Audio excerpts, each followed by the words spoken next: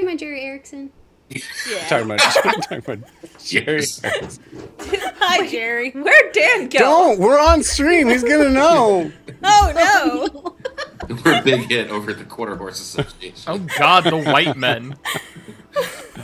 Hello there. Hi. Hey, everybody. Welcome to It's a Long Story, a place we roll dice, we tell stories, and we create magic. Also, we talk about quarter horse judges. Ever been? The Congress. The Congress of Quarter Horse Judges. Yes. It's good stuff. We're here with all our friends in Arcanum. Dan left, but I'm assuming he's coming back. Yeah, everybody who is here in UA. Yeah, there he is. Right when I took him off. There he is. There he is. Everybody who is here, take a look at your camera, wave, and say hi. Hi. Hi. Hey, Jan. I see you. Hey, Jerry, I know Hey, you're Jan. watching. There's no way. Jerry's dead asleep. There's no way Jerry is watching. He doesn't know what Jerry's the internet dead is. asleep. He doesn't know what the internet is. But you do. And we appreciate you for that. What is this? Hi, we're a D&D live stream that runs every Monday, Tuesday, Wednesday, Thursday, and Friday, having 5 parties. Living, existing, and breathing for those that do in the same homebrew world, the wonderful, beautiful world of Estera. I need to take this off so that I stop looking at it. Okay, we're done. We're moving on. So welcome. Announcement stuff. Actually, we're very slim right now. We're back to kind of normal sort of schedule stuff, except for New Moon. I'm going to say it now. New Moon will be off this coming week. We had some sort of schedule stuff. We were trying to kind of figure out maybe ways to be able to play some things around, but Hayden has just joined this past week, and it was great and it was awesome. And then there was kind of a cliffhanger sort of thing. And then my silly brain as a DM forgot that Hayden was not going to be here next week. We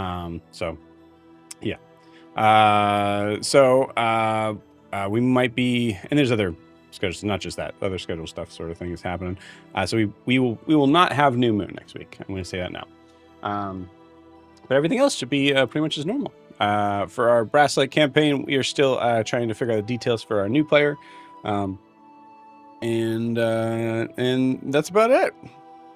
And I'm going to a thing about me. I'm going to the medieval festival tomorrow. So if you're going there, I'll see you there. Where? Nice try. Actually, I don't care. Hocking Hills. Go for it. Go there. Actually, you guys know that there is there's a lot of D&D stuff in Hocking Hills, Ohio. Did you guys know that? I did not Probably know not that. as much as, probably not enough to know past Ohio. So that's on me. I apologize. But if you watch My Brother and Me, or listen to My Brother and Me, which I love, awesome podcast, not affiliated, but they do. They're But they the should Adventure be. Zone. But they should be. Brother and Me. Yeah. We're available for partnerships. I mean, Travis. I should say you know what? I live in Columbus, Ohio. I'm going to say that because Travis does a podcast and he tells people he lives in Cincinnati, which he probably does. So I'm going to say it. Please don't stalk me. Perfect. Yes. We'll wear our matching hats. The 10-gallon one, right? Because I got a 10-gallon. I don't have a 10-gallon one. These were announcements, and now they're done. We're moving on. 10-gallon hat can't actually hold 10 gallons. Just putting that out there. Not with not that even, fucking attitude. is it not even a Disgusting. gallon, right? That seems like It's just less than a Twitter gallon. behavior. Yeah. Unbelievable. What's the reasoning? Kiki, what's the reasoning for the 10-gallon hat?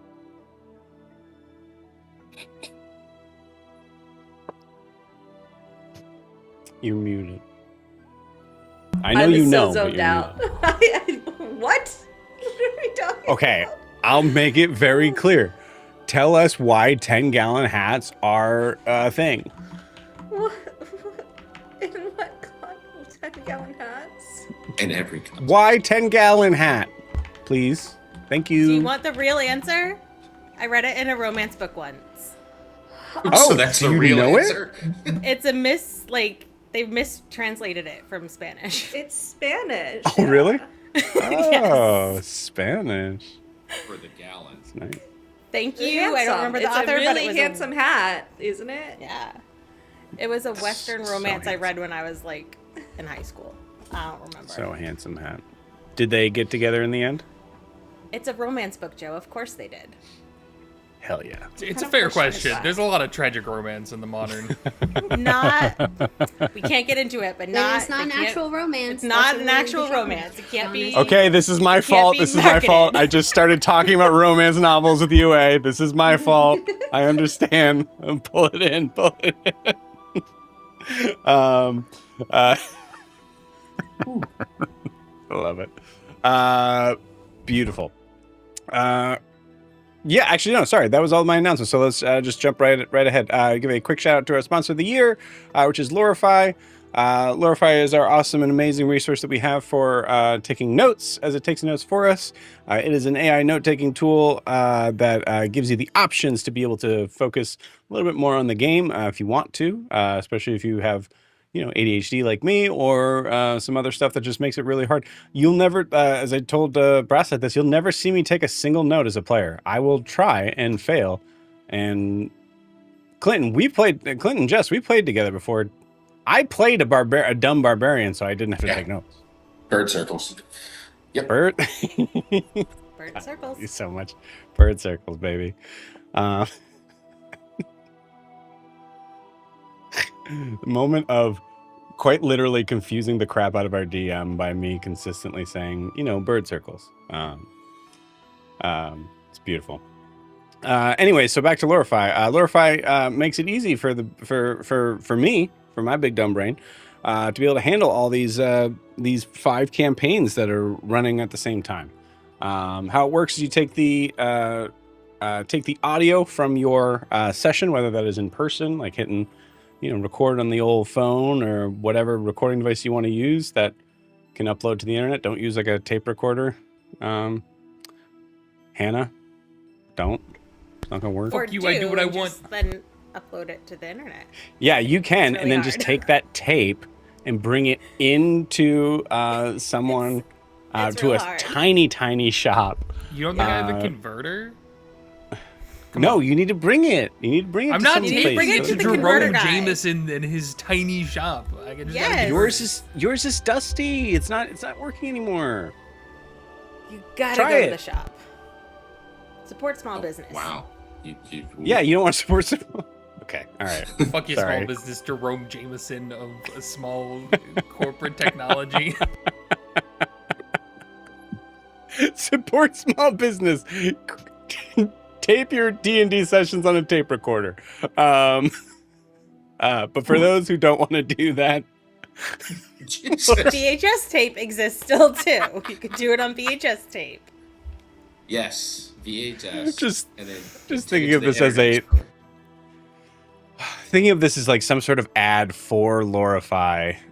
Yeah, just Lorify. It's better than your dad's tape recorder or something like that. It's there. We'll workshop it. We'll figure it out.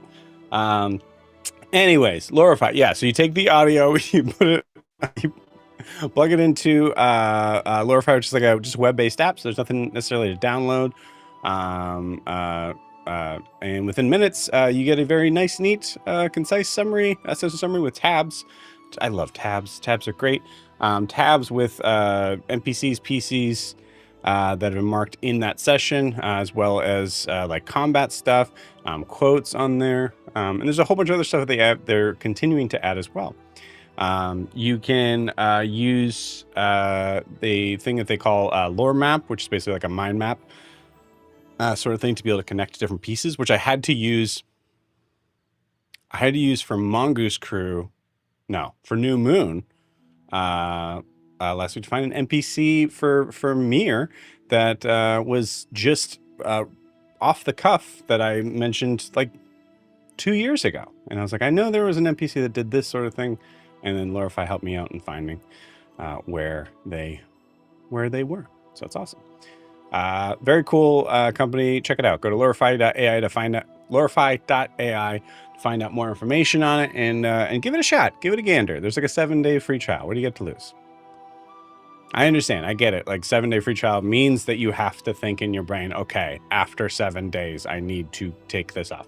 I understand. I get it. I'm with you. Just set yourself a little reminder or something. Or, better yet, accept that it's an awesome service and then use it, because that would be the best actually solution. It's pretty great. So thank you to Jordan and the team over at Lorify. We love you. Mwah. Moving on. Let's see. Anything else? No, that's it. Yeah. If you want to support the channel, the best way to do so is to like and subscribe where you're watching, whether that is on YouTube or Twitch. Thank you in advance for doing that. Also, you can check out our Instagram and TikTok, which we'll have down below as the session goes on. And lastly, this is a live stream, so you can feel free to jump in and say hi and say, did I hear two cassette tape?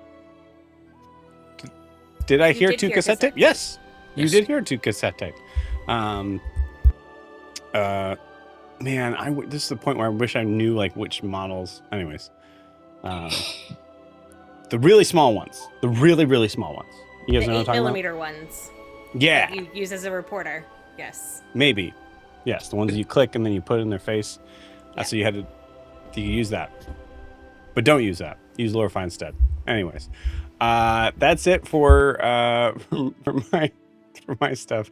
Before we jump into tonight's session, we need to get a recap of where we left off with the party. So please, good Lord, Rachel, make me stop talking. Thank you. I'll be right back. Gladly. Okay. All right, so we'll start with session open and then how the session ended. So session opens with the party traveling in the dragon wagon, still heading towards Murakaba. And we have the unconscious Professor Devlin that we found collapsed on the road. He's now in the wagon. And last session ended with Bridget being horribly stabbed through the chest by some mysterious thing. So we begin the session in combat, and after some perception checks, we notice that she's being stabbed by a huge 15-foot tall bone dragon flying guy with skull head and a long barbed bone tail, which is currently through Bridget's chest. So Alistair uses his abilities, I don't remember which kind. He forces the creature, he has time magic. So he forces the creature to re-roll its grapple attempt against Bridget, and she rolls a nat 20 athletics check and pivots out of it like a badass with her staff. But now she's severely wounded. Alistair rushes over to see if he can heal her, and sees that in the wound she has this black ichor poison nastiness coming out of it. Lorify said it smells like chili powder. I don't remember that part. Yes. No, I said that. Yep. Good job, Lorify. Thank you, Lorify. Sorry, I ever doubted you. So the creature circles back around and then grabs Alistair this time, carries him 30 feet, but Miri, in a spectacular display, thank you, Lorify, uses her rabbit hop ability to leap onto the monster mid-flight, gets it to let go of Alistair and drops him onto the ground. He is fine. He then... Wait, it says Lorify says he survives thanks to his Echo Knight abilities. I think it's trying to psyop letting Alistair... That was a joke. That was a joke. Yes. Yeah, that one was a joke. No, it's in Lorify. I'm sorry. Oh, that's No, right. It happened. You're right. I said it in session. I know, but now. Yeah, but now. But now it's real. Now it's real. Now it's real. He then uses Vortex Warp to teleport Miri off the dragon, who she's decided she's going to try and ride, and flings her against the wagon door, saving her, and she is secretly grateful because she only had like 12 hit points and was feeling a little woozy. Gwen sends Houston out to go get Alistair and rescue him and bring everybody back to the wagon. So once they're inside, while they're inside actually and fighting this thing, Eva is inside. She uses Enthrall and Charm Person on Devlin to keep him calm and not moving. And through insight checks, realizes that he is feeling very, very suspiciously guilty when it comes to this monster that they're now fighting. The party discovers that the poison actually prevents healing, and is nasty, and they need to figure out a way to heal that or cure it. And then through medicine, religion, and arcana checks, the party extracts the poison from Alistair's wound, and they collect it in glass vials, I think. And then Bridget's spore shield was damaged by the poison, but Eva uses prestidigitation to get all the ichor that they smeared on Io's bedroll, which is a continuing theme for poor Io's bed. Before dawn, Eva and Alistair use Echo, who's the weird mirror creature thing that's friends with Eva now. They use that creature to view Devlin's memories. And in it, they witness a mining camp in the Red Mountains. The miners, along with Devlin, discover Diminuum, it says with precise geometric formations, ancient chambers with infernal runes, and a ceiling collapse that happens and traps Devlin. And he gets real messed up in the collapse, and as he's dying and very desperate, a devil speaks to him, says his name is Ozavar, and offers him a pact. If Devlin lets Ozavar come along and take refuge in his body, Ozavar will save his life. And he also asked Devlin to help him protect the collapsed mine. I'm not sure. Or the Dominium. But however, the miners come through and they start digging to rescue Devlin. But when they find Devlin, he tries to warn them, but Ozavar takes control and he kills everyone in the camp, and it's horrible. So once the party wakes up in the morning, Devlin confesses everything, lets them know that Ozavar is the fact that bone creature outside, and that Ozavar is allowed to act through Devlin, and that, I don't know, I think he talked some more about Diminuum, and that an ancient civilization placed it in the mountain under an infernal contract, so Ozavar was supposed to be guarding it. Io makes the critical observation that the contract has no time limit, meaning Ozavar's binding persists, even outside of, the mountain and the mines and the Dominium. The party debates whether to return to Murakaba, which Gwen really says that they need to get there. However, she's really concerned and wants to know if there are any survivors, I think.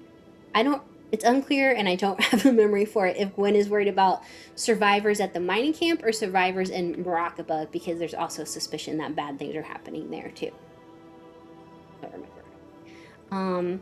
And then the session ends with Miri, who's climbing up to the top of the wagon because she's trying to get mercy-killing provisions in anticipation of summoning her next companion. But when she's up there, we see Ozavar's creepy bone hands coming up over the edge. And he's still Mercy-killing provisions is a wild statement. That's a crazy That's a thing to say. wild statement you just made. Hopefully Lorify made note for posterity. And that's where the session ended. For posterity, mercy-killing provisions. Write it down. Clip that. Clip that. Beautiful. Yeah, awesome. Thank you very much, Rachel. Please take that point of inspiration. As always, well deserved.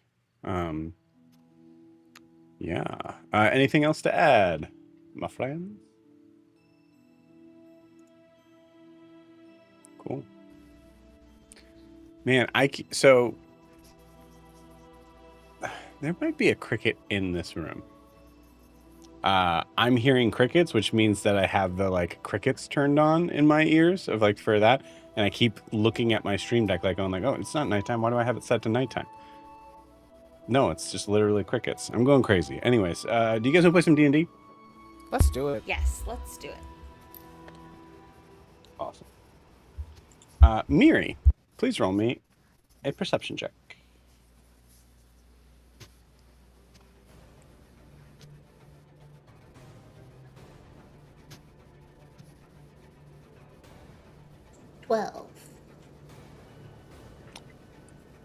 Say 12 is not gonna cut Got it. Can I use my inspiration? Am I gonna get murdered? You absolutely can use your inspiration if you want.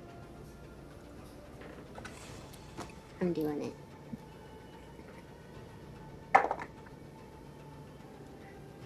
Okay, that was much better. That is a... Hold on. Yeah. Dirty 20. Dirty 20. Okay, cool. With a dirty 20, just to check to see this creature's snake. Yeah, okay, cool. With a dirty 20, to set the scene as we cut down on top of the dragon wagon, this sort of mid-sized two-person caravan, or sorry, two-horse caravan. There's not people pulling, it's horses. That is riding in the desert. And we see this small white anthropomorphic bunny rabbit with antlers that is just calmly and quietly looking through some of the burlap sacks that are up above, as we see behind this creature is a very large, creepy figure, completely made from bone, seeming like this solid sort of structure. As we see, the only color that we would notice is from the wings themselves that seem to stretch out like dragonfly wings that have this deep red, blood red sort of tinge to them. As we see this creature just creeping up from the back of the carriage towards Miri. Miri, you are facing away, but considering the altercation you've already had with this creature, as well as just the excellent perception check that you got, you are able to perceive that this creature is right behind you without, I'm going to say without like necessarily looking behind you. So you can just kind of keep doing what you're doing if you want. As this just kind of creep closer. Amir, you tell me actually, what do you want to be doing here? Miri's digging through her bag, just singing coffee and bananas. Bananas and coffee. And then Incredible. she holds up a banana over her head. Don't make me eat, you eat. Don't make me make you eat one of these.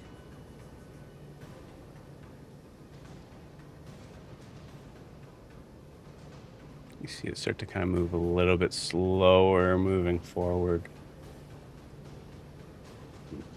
Are you gonna talk or are you gonna try and stab me?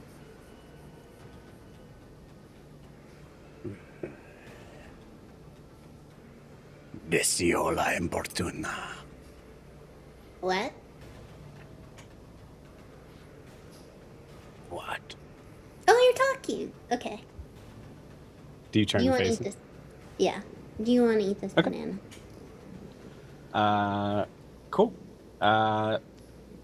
You're not out of danger, but I am going to take the danger thing out here. As you turn around and face this creature, its head is probably close to the sizes of most of your body, Mary. As it kind of leans towards you, you see that like the skull sort of sunken face in. You don't see any eyes coming from the holes itself, but you do see teeth and jaw connected as it's just.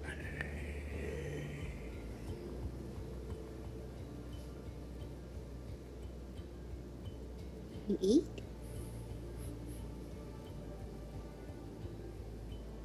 Do I eat? Yeah.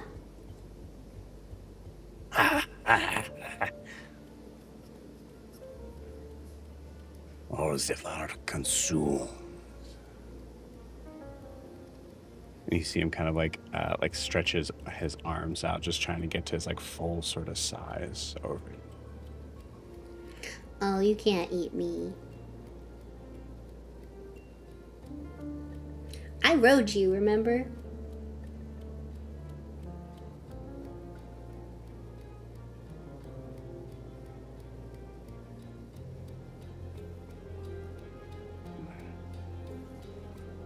Abby. Eh? Abby. No, this is my wagon. I'm not leaving. You leave. Ridiculum. Don't make me lasso you. Why here, Bistiola? Why am I here? I'm seeking my fame and fortune. Isn't that what you're doing? The Vard protects. What are you protecting? Seems like just yourself. Lex. Eh? Oh, so Lex. I don't know. Legs? Lex? I can't read. What are you saying? Mountain. Yeah. Well, you should probably go back to the mountain then. What are you doing here?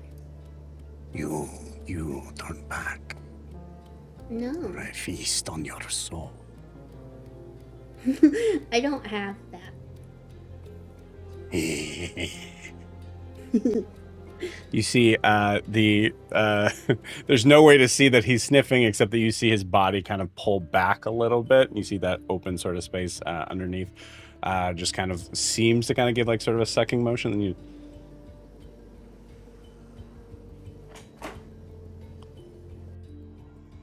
bestiola stolta. Quale? Told you I don't have one. Miri casts a message to Alistair. I'm about to ride this bone devil. Beautiful. Below, you guys, I'm gonna ask a question because I don't think it was I didn't comb the session last time, but last night you guys specifically made the carriage turned off the like sound from the carriage, so it would be full sound suppression. So funny thing, if there was a full fight that went on up here, you guys wouldn't have heard anything. But message would absolutely work through here. So yeah, so Miri, you say I'm gonna ride this thing. I'm about to ride this bone devil again. And then she starts reaching for her lasso. What do you think, bone devil? Do you have a soul? We can be friends. You don't have one. We'll ride around mountain. Where from? I'm from the court of Dusk and Dreams. My mom's the queen. Technically, I'm a princess. Faye. Yeah. You see him spit and blood just kind of comes out. Ooh. Miri munches on some glass that she permanently keeps in her cheek, and then she spits some blood too. Yeah. Roll me. I don't think this is an intimidation check, but it is a like, man. You tell me, Mary, what you want to roll. Intimidation, persuasion. You know what? Actually, honestly, this is just a charisma. This is just a badass thing. Give me a D. Intimidation, but yeah. Yeah. So I'll say give me D20 plus charisma, plus proficiency, because chaos you were proficient in. hey, that's a +5. Dirty 20, baby. Dirty 20. Okay, cool. Okay, cool. You feast on the blood as well. Mm-hmm. Told you we could be pals.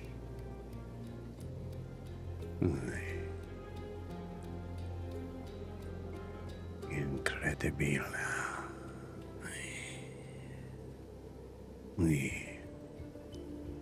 Cuore so small.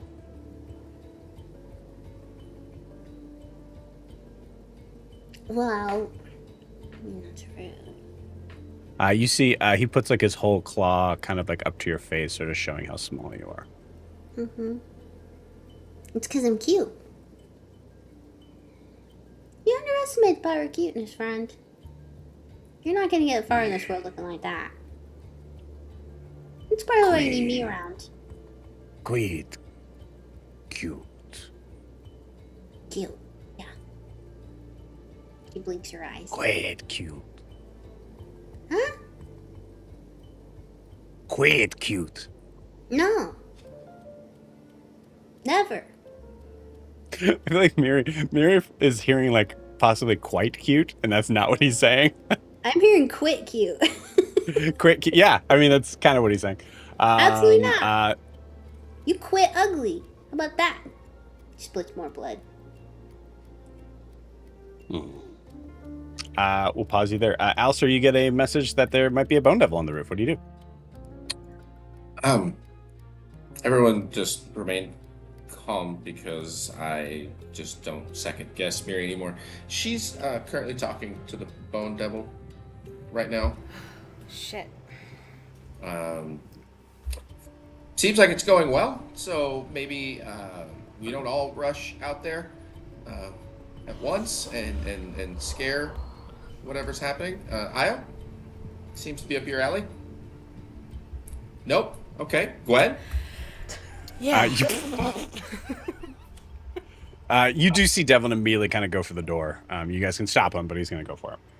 Not you. Yeah, I was gonna ask if Devlin heard what he said. He's a pretty tiny little guy. If more than one person's not tiny, but like skinny little guy, if more than one person goes to stop him, there's no way he's going to be able to Yeah, I'm stopping him. get there. Cool.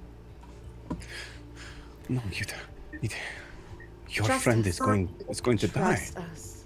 She did trust me. She's a lot really worse hard. than that has tried to kill her. She's fine. And I at I'm least more can talk to concerned him. for the devil. Yeah. And there's the session title. I'm more concerned for the devil. There it is. Lorify. Clip that. Yeah, I guess Gwen is gonna make sure she's got her mage armor going and hop out. Gwen, before you go up there, speak to it with some degree of hospitality is not the right word, but This is happening right now. not. Just go Don't with start- her. don't start a fight. Don't Just start go a with her, fight. please. Just There you go with go. her, please. Okay, yeah. Yeah. We'll go together. And yeah, I will go with Gwen. Okay, perfect. cool. So Gwen and Io both go? Interesting. Yes. Beautiful. You see Devlin is, for the sake of the RP at this moment, Devlin is like distraught. You're basically sending these people out to die. Clearly what he's thinking in his head. Cool. You get up top. I'm going to ask Gwen and Io to roll me initiative checks. Right. As we go out, Gwen is just gonna whisper to Io, "Don't you make any deals." Of course I won't. Not in this case. 14 on initiative. 13. Okay, Io, you show up first. What do you say?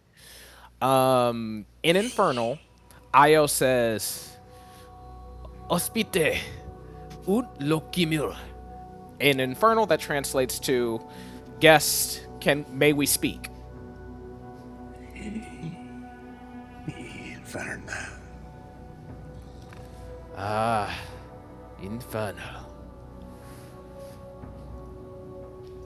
I'm not going to do this whole thing in Infernal. Which you hear is to be why. I want to know why you are here. Why do you attack us? Which you know is to be leave. You want us to leave?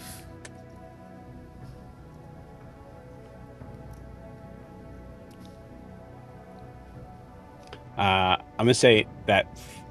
Roll me a d20 and add your charisma. Mm-hmm. Add my charisma. I rolled a nat 1, so he's very confused on Miri's whole deal. Okay, gotcha. Add charisma. That is a proletariat 20. Okay, cool. You see the claws are out. You see the tail is wagging. He could be striking at any moment here, but he's not right now. I'm going to give you one more moment before Gwen joins you up here. Please. Lower your weapons. We mean to speak civilly.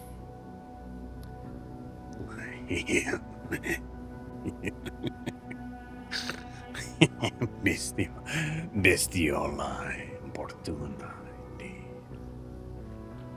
Which you recognize as foolish little beasts indeed.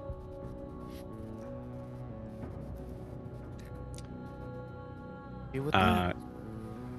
Gwen, you come up. I'll roll me an insight check. Insight. That is a 19. Okay. Okay, cool. You notice him lower his hands, and his tail seems to lower a little bit. His wings are still spread and ready to take off at a moment's notice. And with a 19, you notice that happened right when Gwen showed up.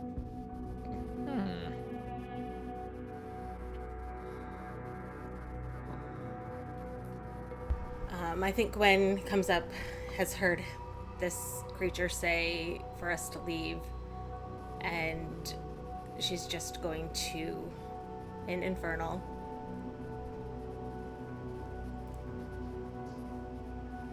I called that place home for a bit, and I left. I need to see the results of that. We don't mean any harm to that place.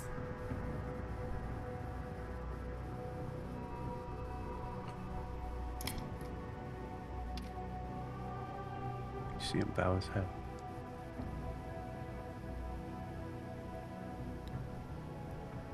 You honor her? Lex Manet. And I'm going to send you both. What that means. Suma means devil queen. I told you Jessica it was girl. Asmodeus.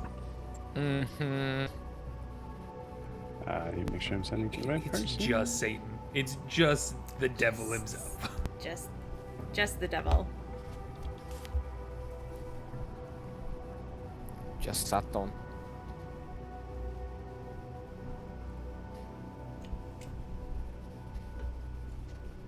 I'm sending you this specifically because you can choose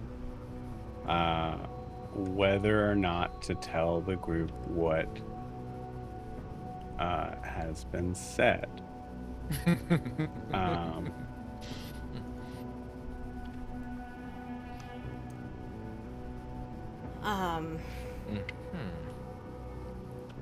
I think she glances at Io just a little bit, but then will step sort of in front of Miri and Io, since this devil seems a little less aggressive towards her. Dang it. I'm sorry, gang. I have to honor the chat. As Angel perfectly said, that is exactly what it meant, actually. So, Yes, absolutely. Yeah. very good, Angel. Yeah.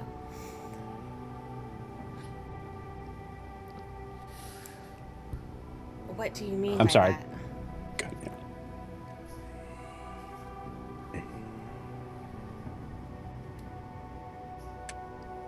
One would know.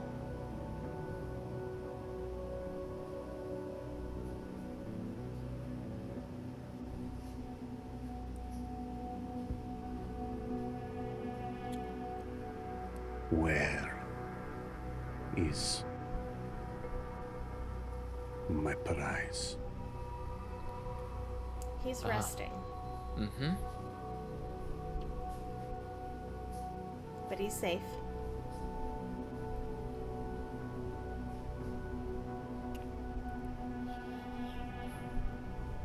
If you leave him with me, I will let you see the error of your half-kin's ways.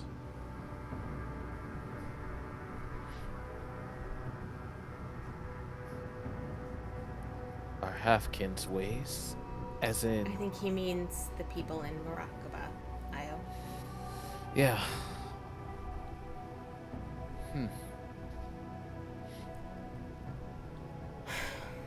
Well, what do you think? I think I don't make choices for other people. I agree. Then let me see the good doctor. As long as no harm comes to him in this wagon. Right. On this wagon. He is safer with me. I can assure you that.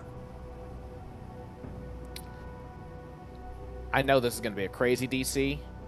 Io's going to want to make an insight check on that. What are you Does- trying to figure out?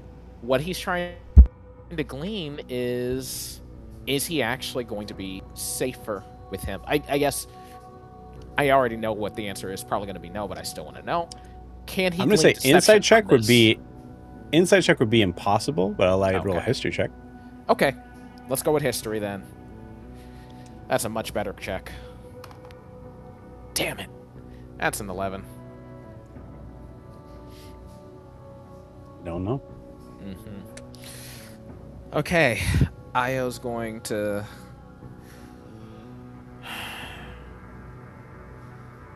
The man's under our protection. I say we let him... You know nothing. I know we ignorant. Still, I'd rather let the man ask him. I'd rather ask the man himself if he'll be willing to parlay with you, than to make decisions for him. Parlay.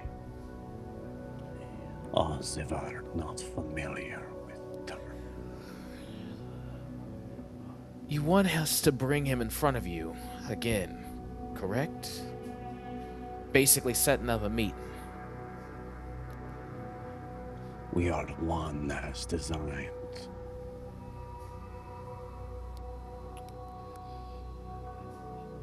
I understand y'all signed a contract, and that he's expected to honor it. He's also our guest, and as someone who I'm sure knows the order of things, knows that we would be most inhospitable hosts to simply see throw this- him. I don't think you moved, but I think you see this figure just loom like all the way over your head so that you're having to look straight up at him. The order of things. If you know order of things, you would understand importance of bringing him to me. I understand. I also know your position does rely quite a great deal on making sure he upholds his end of the bargain. Therefore, you can uphold your end of the bargain. And we don't have any plans to impede you on that. But just please let us give this man the respect that any being I would expect deserves to have. Deserve. Puts his head into yours. What deserve? What Devlin deserve? He signed, he gave.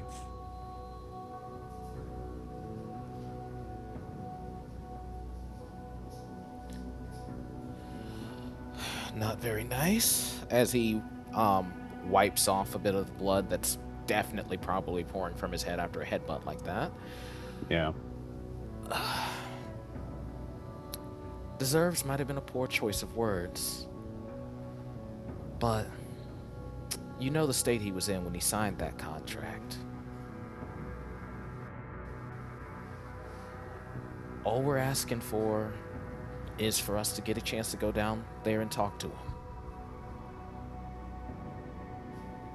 At least make him see if he's willing to own up to the choices he's made and the decisions he's made.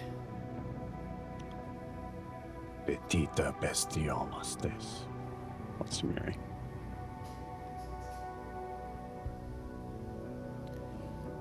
And what does that translate to again? Little beast. And he said, what beast is this? I think No, he said, little beast stays. Yeah. Oh, Mary, are you willing to keep him company while we go speak with Devlin for a moment? Sure. You want to dance? Devil. try not to antagonize him too much, Two-Step. Alright, fine. We'll just eat some bananas. Yeah. Savannah, not dancing type of devil.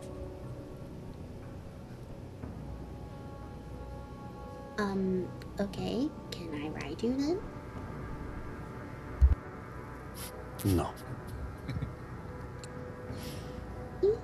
And do you want to wrestle? No.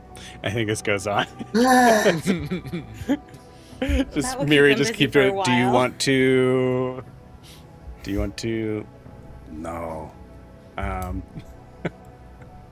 As you Io, you go back downstairs. I think you guys are you guys have found some way to like physically hold Devlin back. You guys can tell me what you're doing actually.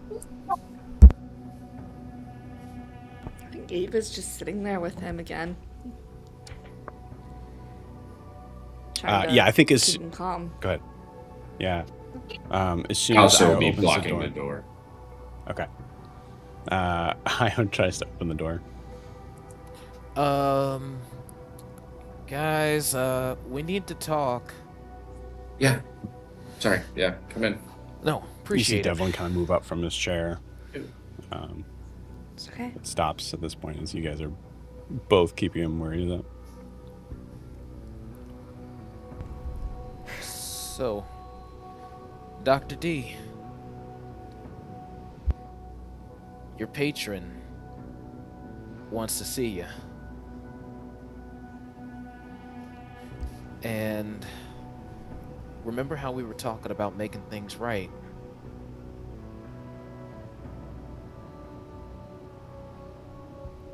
Do you know what he might want to talk to you about?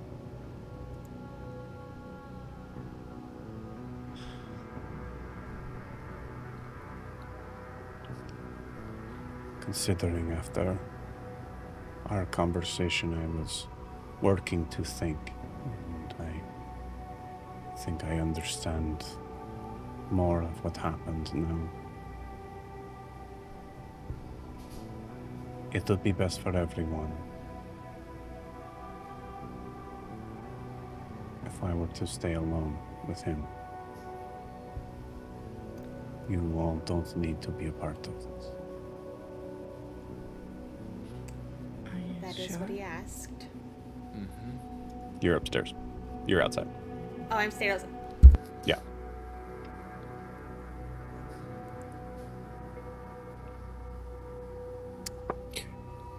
So sorry. What's the plan? You stay with him and you wander the desert.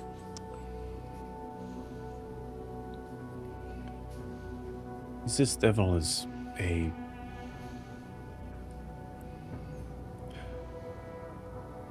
guardian.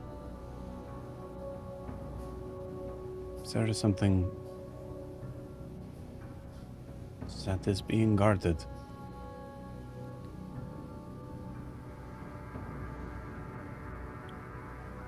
I told him I was unable to help him in the task. I will never be making that mistake again.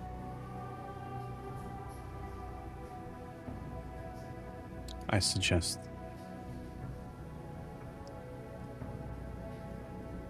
you let me up there, and then we leave.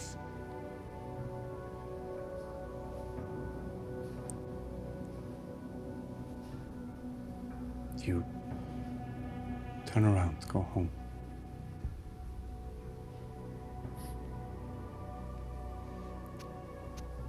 You can't do that. It's not happening. Io, you're aware that he said you could go see the bodies if you want. They, the devil did say, if we honor this, we are allowed to go see the bodies. Take Gwen back to Murakaba.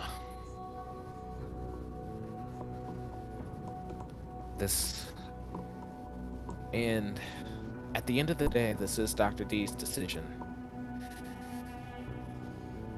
There was a contract signed, terms and conditions. There ain't no easy way out of this. I accept my fate in this. If Miss Gwyn needs to see the results of my inaction, and it is accepted by, I don't know why, but if it is accepted by Ozavar, then we will go, we will see, and then you will leave. And everyone will have done their part.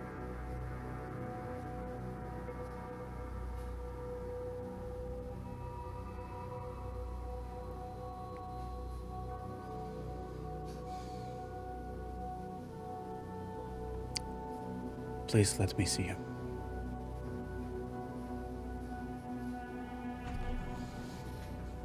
Alistair moves the ring off his finger that he uses to keep everything else silent in his head, and hands it to Devlin. If you need a moment to get away from him, just to confuse him, you can put this on.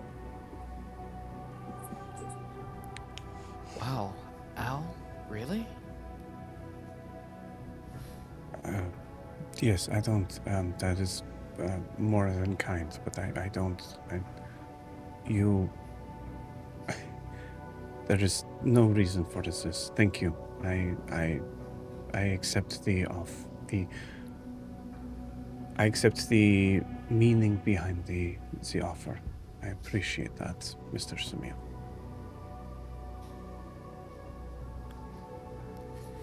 Maybe then just take it in case we need you to give us some time.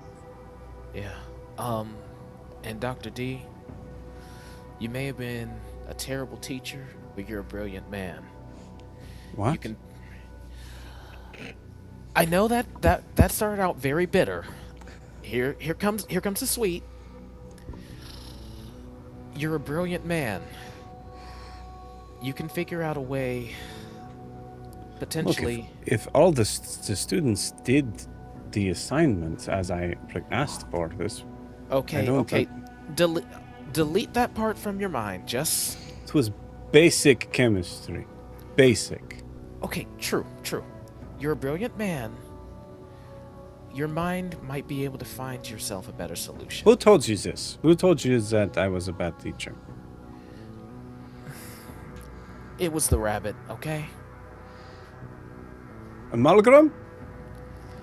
Yeah, that one. He was passed out every time in the class. It was his choice of why he came at 8 a.m. You know he had a big mouth. At any rate, we probably shouldn't waste too much time.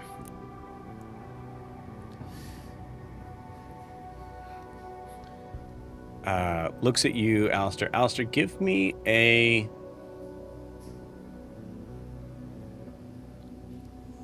You said you changed the context of why he should take this. Yes. And I think with that, it greatly lowers the DC. So give me a persuasion check, please.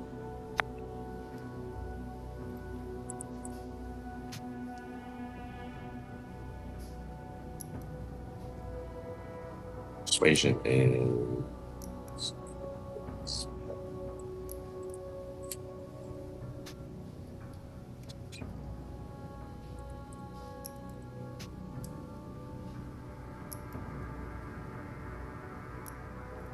Oh, we're not able to hear you.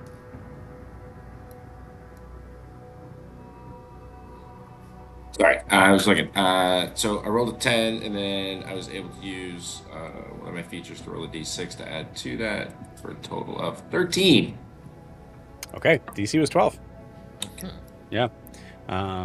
He takes it and kind of nods to you in the idea of like it's something that if you this is going to be more helpful in giving this to you in case we need something from you. So you definitely kind of noticed that with him, that it was like he's not accepting a gift at all.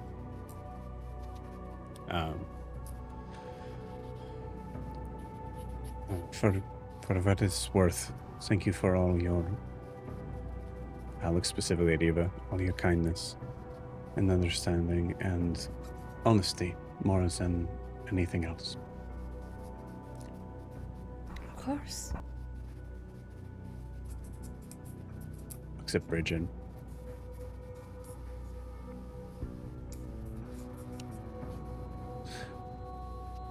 Your bags look a little better.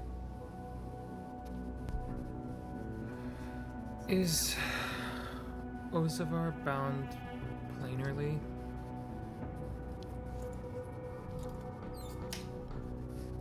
I don't know. But I should go if your friends are being held hostage. Yeah. Ozavar is not a patient devil. Yeah. And you let him go. He goes. Meanwhile, Miri, what have you been asking Ozavar? Do you know how to read? What language? Faye. No. Yeah, me neither. Can I put this lasso around you? No. Will you eat this banana? No. Will you chew on these coffee beans? No. Do you want to watch me summon a new familiar? No. Okay, I'm going to anyways, and then if I don't like it, you can eat it. Deal? Okay. Only if I don't like it. If I like it, you can't eat it. Gwen is just looking at Miri in horror, like... We've had this talk about respecting your familiars.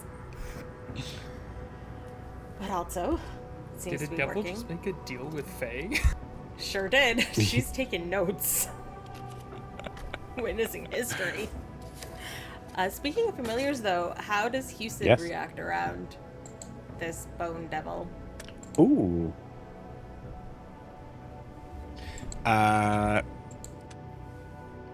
It's your call on this, but I think Houston is weirdly comfortable with this bone devil. That's exactly where my thought was going. So, yeah. Yeah, so you see Houston just kind of brush right up against this bone devil, and you see this bone devil just scritch the top of Houston's head. Wait, Like why are you friends absentmindedly. with Houston and not with me? Houston's my best friend, so we could all be best friends. No. Okay, well, I'm gonna summon my familiar. Are you ready?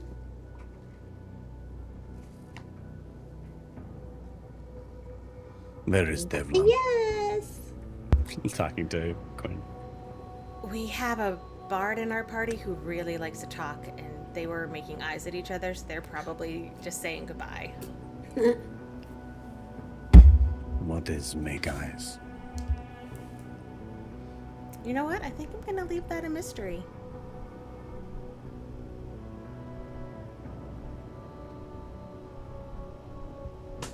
I think Miri, in this moment, Miri, you're casting your familiar. There's a lot of things that are kind of going on right now with Miri that I would say is probably pretty distracting. Quinn, do you say anything to Ozavar? Assume you're Yeah. able I to think- quietly. Yeah, she would, from what Devlin explained, it sounds like you were guarding the mountain. Are there others?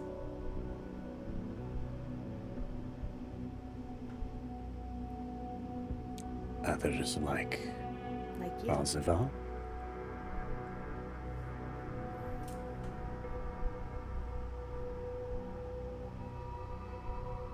Our place has many circles, many doors, and many who guard them.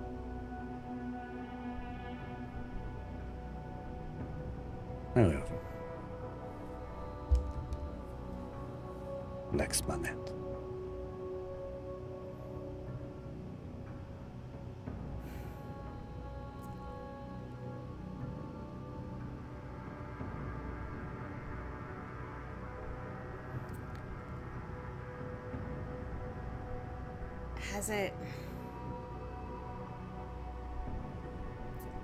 Has it been hidden for a very long time?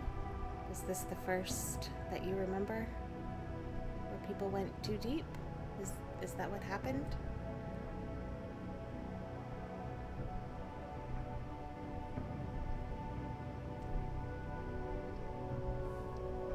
There was one time before. What you would consider to be long ago.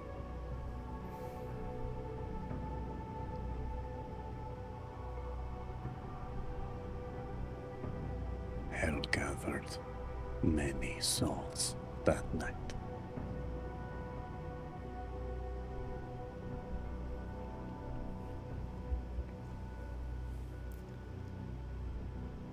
And is it just the circles you're protecting, or is it the crystals that are there? Or are you protecting it from something?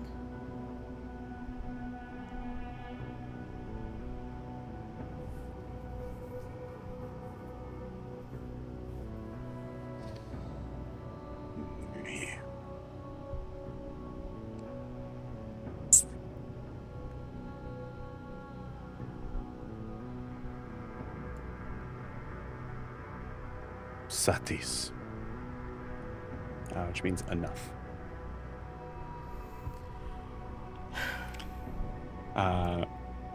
Miri, what is the, what'd you get?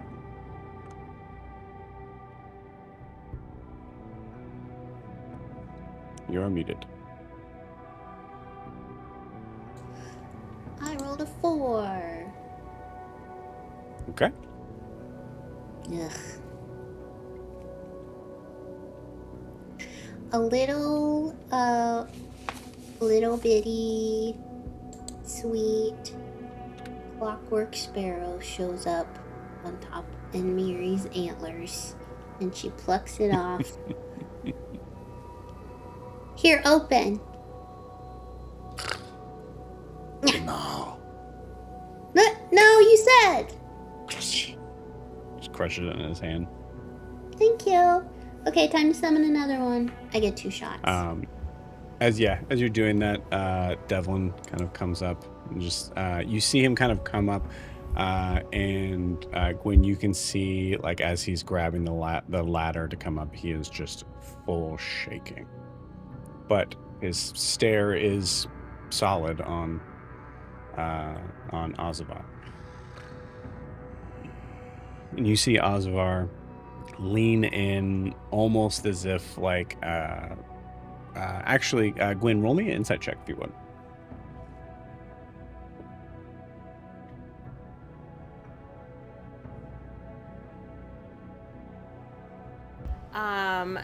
That is a 10.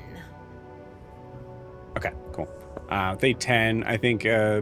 I mean, Ozavar's kind of turned a little away from you. There's a giant body that's on the, that is on the roof here. That is huge and taking up most of it. So I think you just can't see his face. I think you're also probably focused on Devlin's face as well. Yeah. Yeah.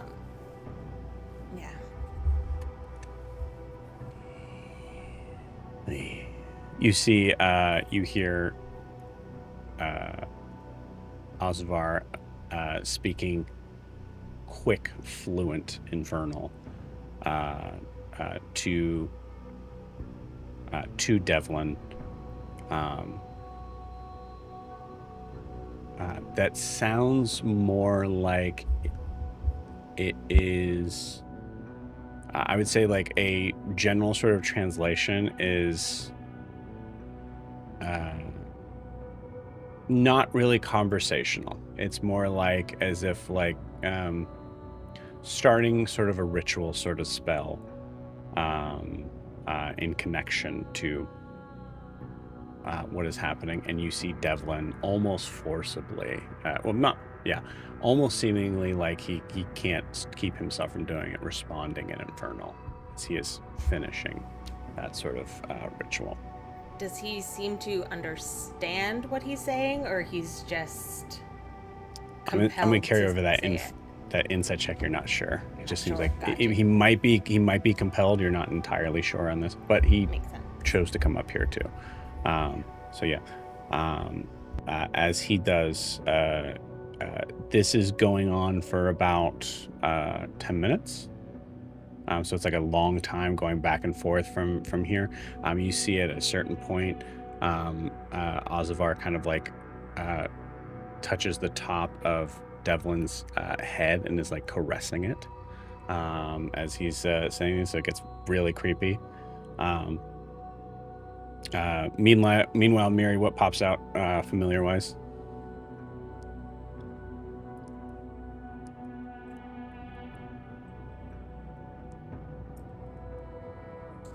Yes. The gutter bat's back, baby. Beautiful. So, a really gross gutter bat. And Miri hugs it and is like, thank goodness you're back. Last time Eva Cool. killed you immediately, so let's maybe keep you up here for now.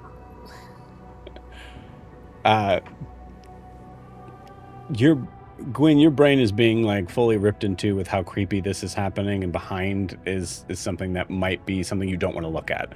What you don't want to look at is maybe Miri and this is familiar that's happening right now. She is stuck between two things she does not want to look at. Yeah.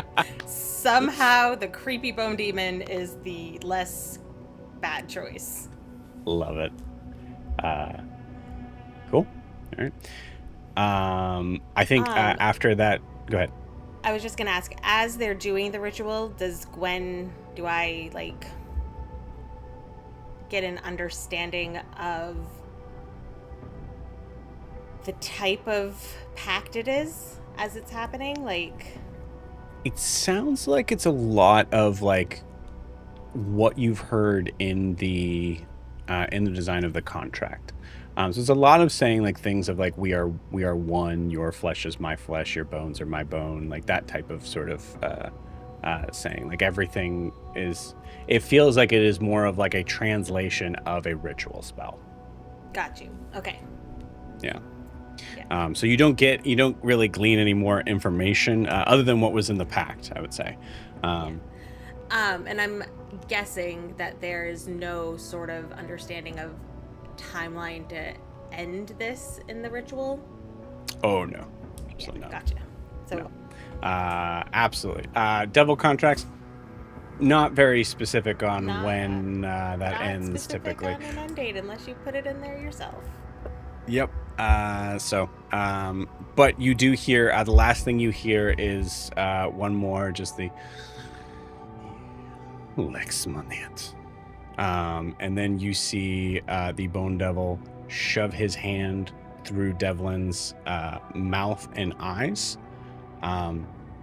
As you see, Devlin immediately starts to try to kind of scream, but is choking as the Bone Devil seems to slowly and painfully, with like cracking sounds and all that, you see him kind of maneuver himself into the skin of Devlin. Miri's covering Gutterbat's eyes. Ugh. And you see Devlin just fall off of the cart to the ground. I think Gwen would. Did anybody else? Was he in the doorway when he was doing this, like blocking anybody else from coming out? I think it's like a ladder thing that you guys kind of come up to. So I think, you guys could definitely inside. So for Alistair, Eva, Io, and Bridget, you guys could absolutely hear that thud outside if you had the door open.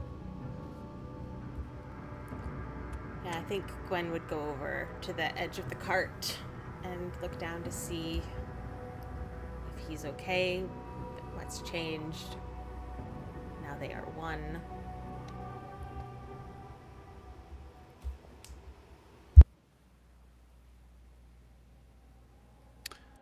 You see his body is limp, lifeless, still as the dead.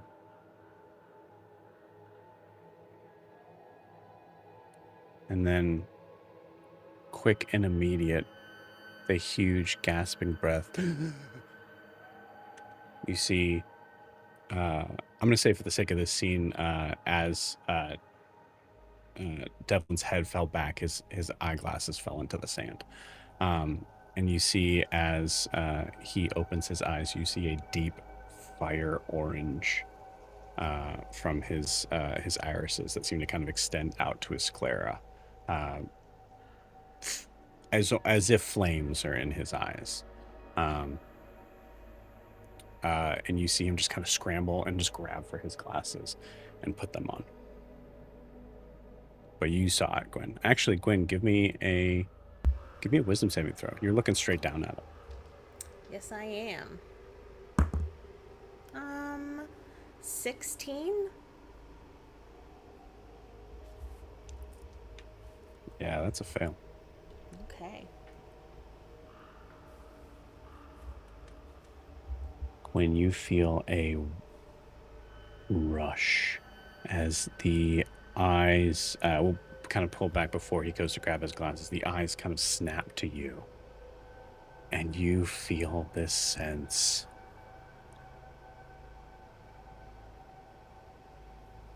that you're familiar with, that you've felt especially in the Feywild and dealing with all of these moments of recognizing, having to be very specific in wondering whether or not you're being watched and having to be so sneaky going through.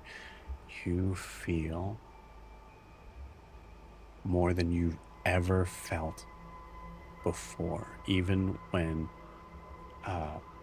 you don't remember this, but even when Alistair was looking at you with the most loving glance you feel seen completely and utterly, inside and out, as if you are being seen by hell itself. Yeah, I think it probably makes her like sit back. I think she was probably kneeling to look over, and Yeah, you just pull physically back. makes her push back. And I think her heart is racing and just feels very invasive. Yes, But very also- invasive. Yes. Yeah. Sorry, you're gonna say also. I didn't mean to cut you Oh, off. and also like uncomfortable. Just like she's not her in her own skin because she's seen so much. Yeah. I think it would make sense that that really fucked with Gwyn way more than seeing a devil going into a man's body. 100%. 100%.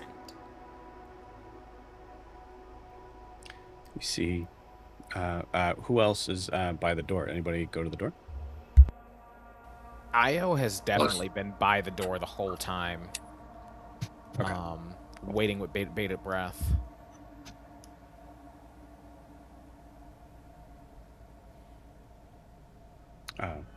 Alistair. Alistair, yeah, would have been near the door. I think if he saw him fall off, I think first thing he'd look up and probably see Gwen hanging over and assume that she pushed him off. Yeah. I'll say, both of you roll me initiative checks. See if you guys were there in time. No, you were there in time. You guys all saw it. I'm gonna say just straight up, you guys all saw his eyes just glow fire red. It didn't look in your direction. It looked right at Gwen.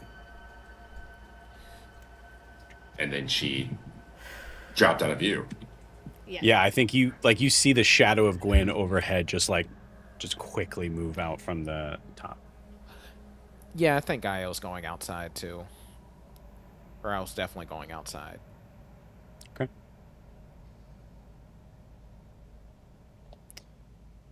Are you going up to Gwen or are you going out to Devlin?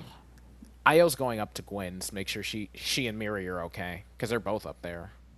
Great. I'll jump off to Devlin. Okay. You see him throw his glasses on and just try to kind of make sure that they stay straight. Just...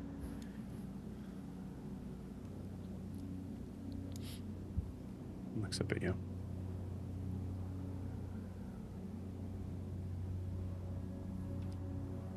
Devlin?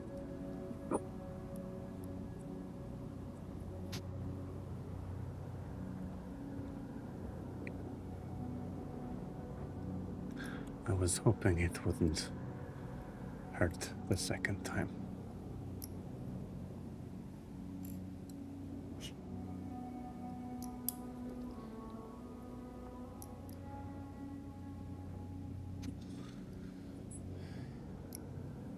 It hurts every time.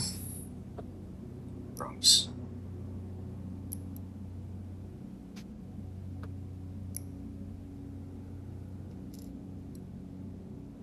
You see him look at you suspiciously, and then I think a moment of like just to be suspicious of someone based on that remark, based on the trust that he's asked from all of you, he comes to terms with like recognizing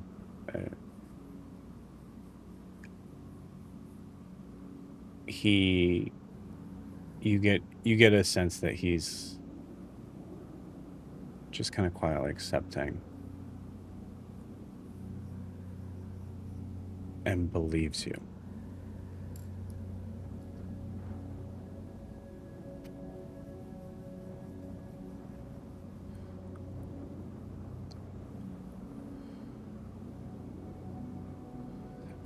Is everyone okay?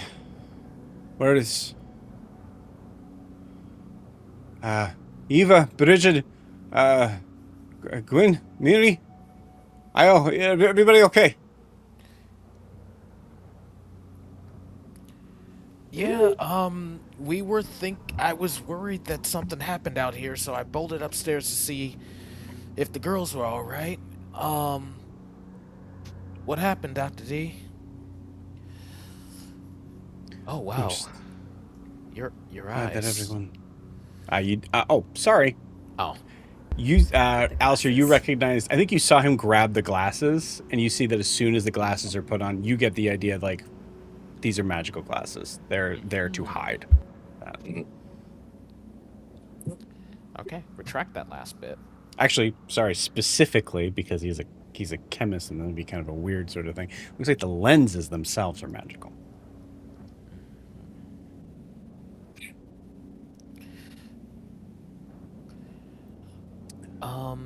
Where did your friend go?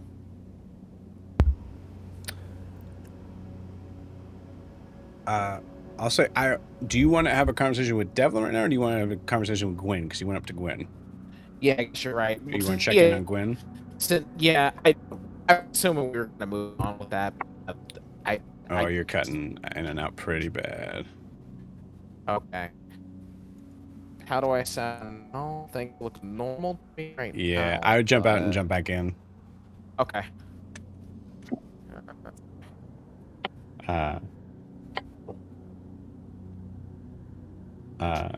Yeah, but Eva and Bridget, I think that through this whole process, is there anything specific you guys are kind of doing right now? What is the vibe? I'll ask this. What is the vibe we're getting from Bridget?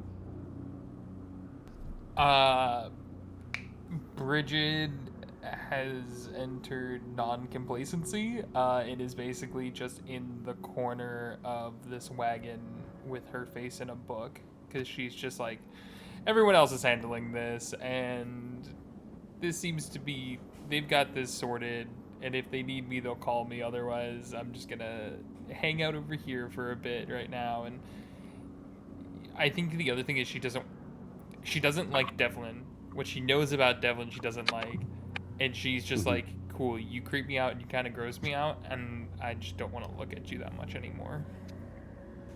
Yeah. Okay. I like it. Yeah. What about Eva? I think she was waiting. 'Cause there are clearly people more equipped to handle this. When she heard him call out to her, though, she will poke her head out. We're all okay. We're all here.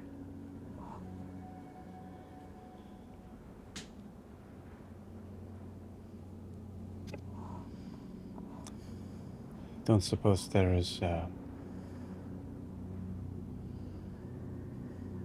suppose that interaction might have convinced any of you to turn around.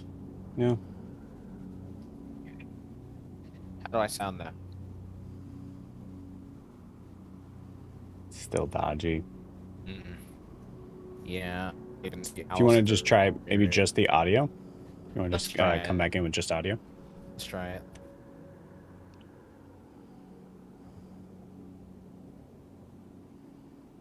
But yeah, I think as Devlin asked that, Eva, you're there. Alistair, you're there. I think Gwen's still up on the roof. Can assure you that this. Oh, he asked if why we're still here, basically. Oh, okay. No. I'd He said. Dad's- I assume after that, what just happened wouldn't be enough to creep you guys enough to be able to turn around and go home. No, well, that's all part of the story.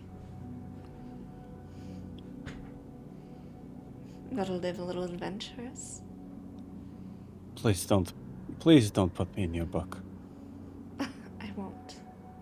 Oh, I probably won't. At least until I'm long dead.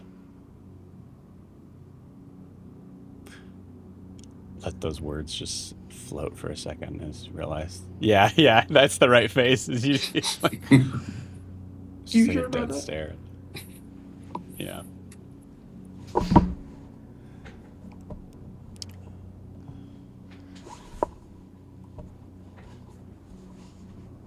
Okay. Okay. All right. Well, I need to. Alistair, can I go through your supplies, please? All of them.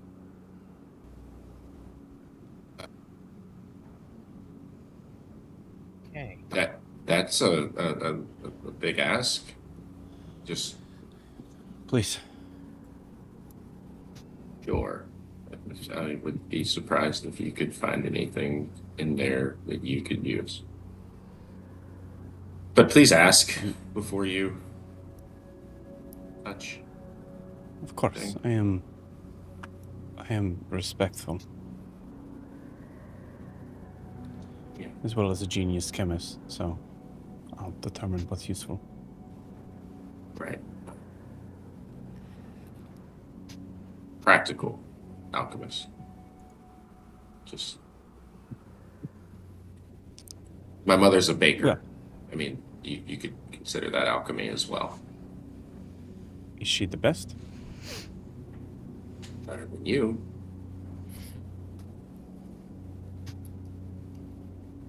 You ever had a bacon chocolate chip cookie?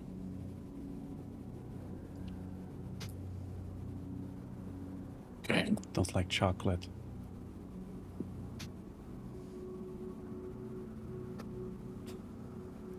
Bridget pulls out a gun and shoots it. Click clack. Just like, let me at him. Let me at him. Cool.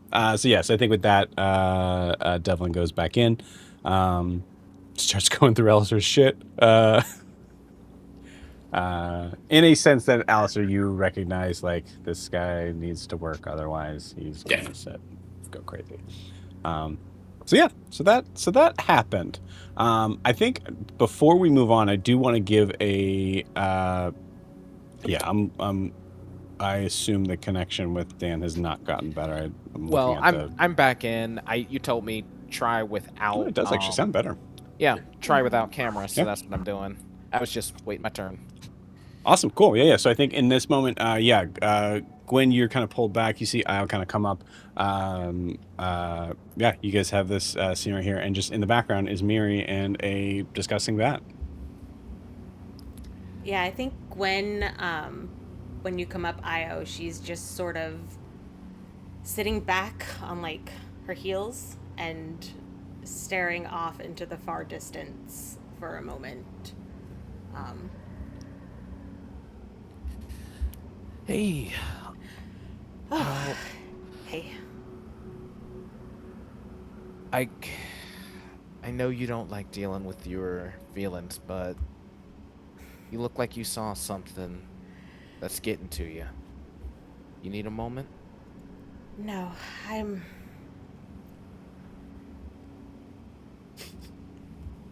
I'll be okay. It's, you ever feel like someone just sees right through you, but not just one person, the entirety of existence, I guess? Or, I don't know, real weird.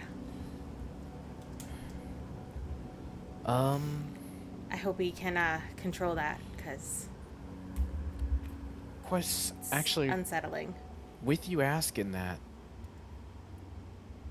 when the librarian looked at you, is that how it didn't feel like that at all? No, that was just more, I was an ant who knew nothing, but had a use. It wasn't all-consuming like that. Like,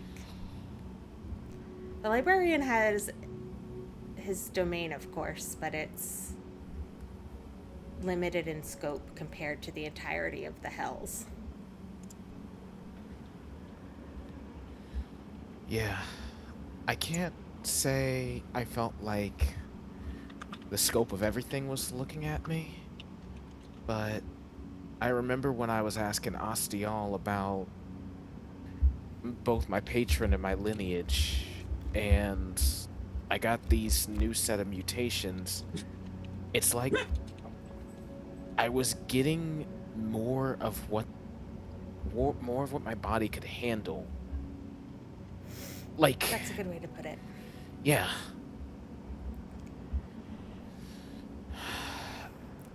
I've actually It'll fade. It will. You know, between you and me, selfishly, I had so many questions I wanted to ask.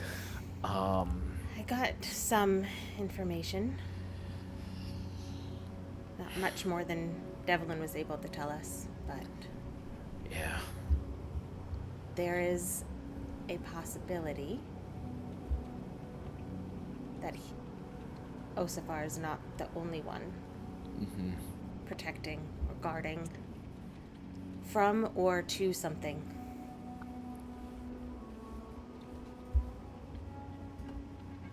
Yeah, because I don't know, like, especially, I mean, Flint's a whole or a weird bunch. It made us, right? You kind of broke up there and I didn't get it all. Yeah, I know. I noticed people popping out. Io just said, "The devils made us tieflings, right? Or the demons, both? I think it's both. Damn it! I don't know. I've never really asked the questions, Io, that I probably should have asked. No, I know. It's Not since I was a kid, anyway. and I mean, I guess y'all normal tieflings. It doesn't come across your mind. I just wanted so many things to know. I'm sorry, wouldn't Dan. say- We're gonna. yeah. It's really hard to hear you. I know. I have to call it quits tonight, guys. I'm sorry. Yeah, sorry, man. Oh, buddy. Yeah. Let me know if see you anything guys. changes. You'll jump Will back in. do. Will do. See you next 2 weeks. Okay. Yep. Yeah, I mean, Gwen, you do finish that you do continue that conversation with Io. I think you also see that like Miri's up here. Miri, what are you doing right now with the bat? She is, she tied a little ribbon around his leg, like a leash, and then she kind of tossed him up to see if he'll, like, fly around her head. And see how much, like, dirt and nasty stuff is coming off of him, because she doesn't want Eva to kill him again. Beautiful. Houston, would you consider you do a tongue bath for the gutter bat? Houston jumps into the cart and answer. Yeah. Gwen, you can roll me with advantage. Animal handling. I mean, I recognize Houston's a familiar, but What am animal handling? 12.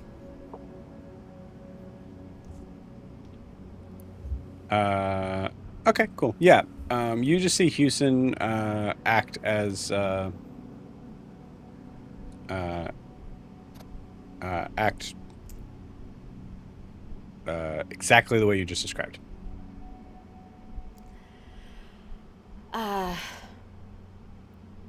I think he's full, Mary. He doesn't like to give tongue baths when he's full. Yeah. Should we go inside and see what everybody's up to? Yeah. Will you protect Gutterbat with your life? Can we just take a pledge now? Not with my life, Mary. I'm not making any deals. I know better to make deals with Faye. You're too tricky. Alright, you got me. But I will try to convince Eva that... What are you going to call this one? A Gutterbat, for now. Convince Eva that Gutterbat has some sort of value. Gwen cannot even look at this thing, by the way. Like, it is just too gross. It is also making terrible noises. Jesus. What was... And maybe every once in a while you're feeling like you can't really hear out of one of your ears. Oh no, it's gross. It squeaks. You know, what was wrong with the clockwork sparrow? It was kind of cool. Too flimsy. You gotta get something that can hold its own. Got it. Right? Maybe he stays up here for a while. No, he's gotta get used to people. Okay. He'll be good. Yeah. Sure. All right, let's go in. Okay. Go back down. Cool. Meanwhile, yeah, Bridge, I think you just come across what I messaged you. I think she is just like reading it over and over again. And then she'll kind of look to Alistair and just, hey, Al, can you come here for a sec? Yeah. What is up, Richard? So with all of this talk about devils and demons and all that fun jazz, I decided to go back through the creation book to see if there was anything weird that might be on it. And I found an odd line that kind of stuck out to me.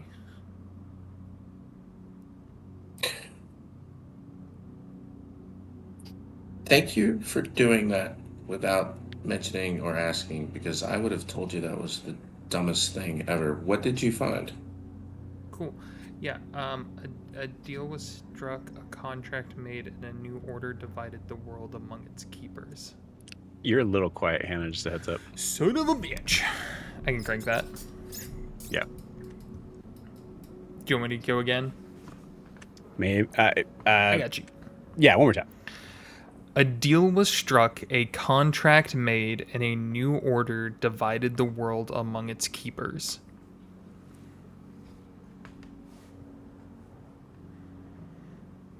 Do you think? What exactly do you think? I think that a deal with the devil was made, a contract was then made from that deal, and that new order was divided among who kept what? Trying to keep the world in balance somehow. Eva, assuming you hear this, as a literary person,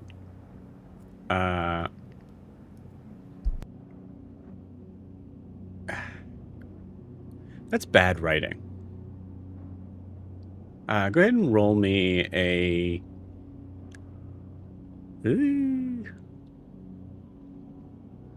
I'll say just roll me a flat wisdom check, actually. 15. 15. Okay, cool. They 15. Yeah, that's.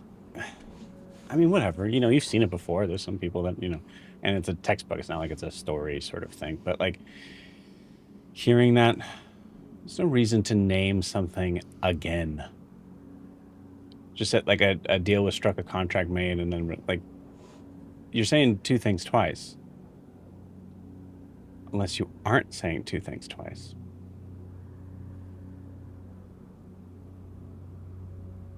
A deal was struck, a contract made. Reading through that quickly, glancing it over.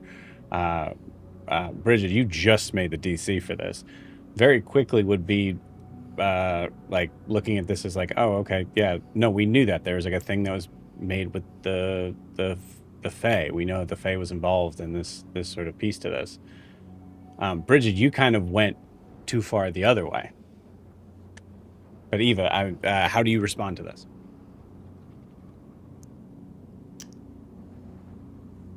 I don't know, because I don't know what you mean by Bridget went too far the other way.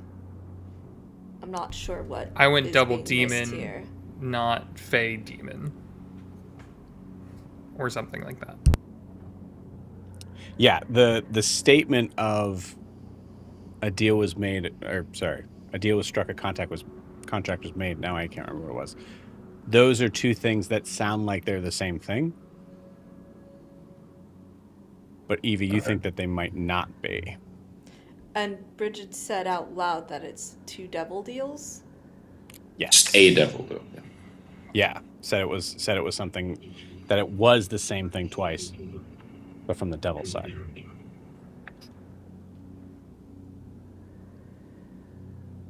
Okay.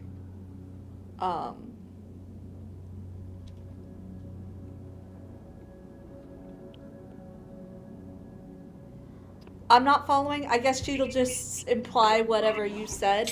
I'm sorry. I'm not. Just, I would say, But honestly, you she'll could just imply RP. whatever you're saying. She would imply. Okay. I'm not sure. Um, I'm not following. I think it would make sense for Eva to be like, "Hey, can you read that again?" or something like that. But it's your call, whatever. Or we can say that you. We'll say you just say that. Bridget, you read it again. Sure.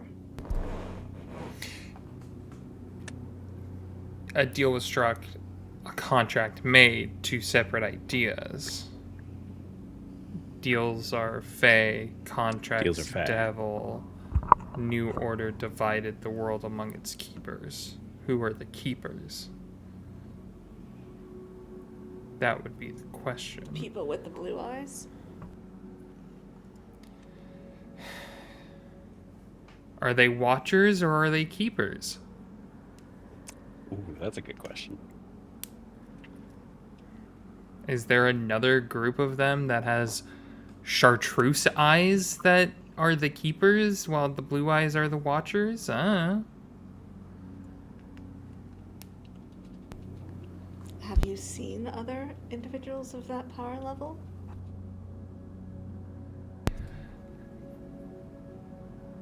No. And the last time, let's just say it didn't end well, so.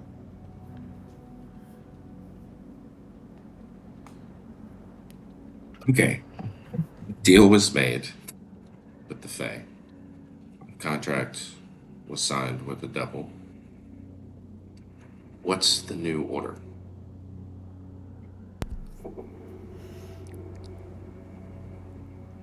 Is it the rods?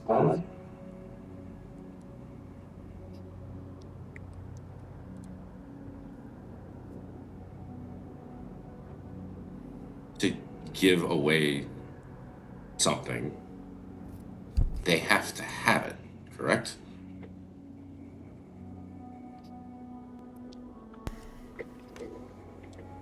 Maybe? Is that kind of power? Who has the ability to just give up Estera?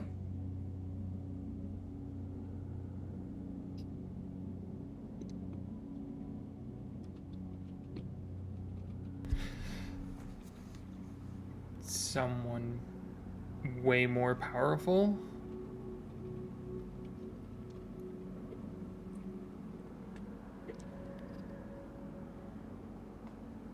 And then that person or entity then divided it up for others?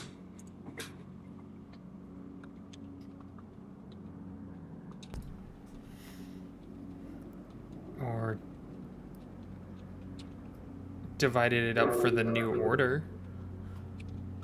Themselves.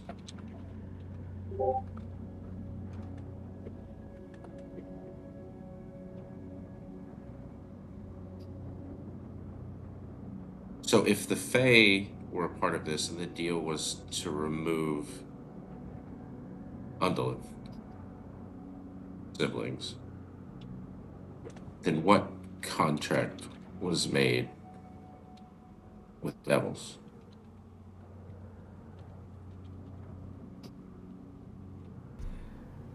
Is there someone Fae who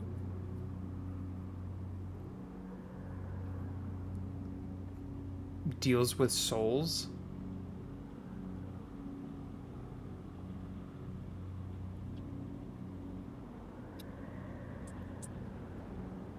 Yes.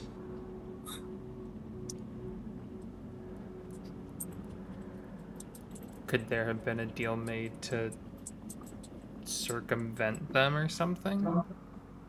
or contract for that? So the Fae get souls in return for removing the rods of creation. I think Gwen probably walks in on that.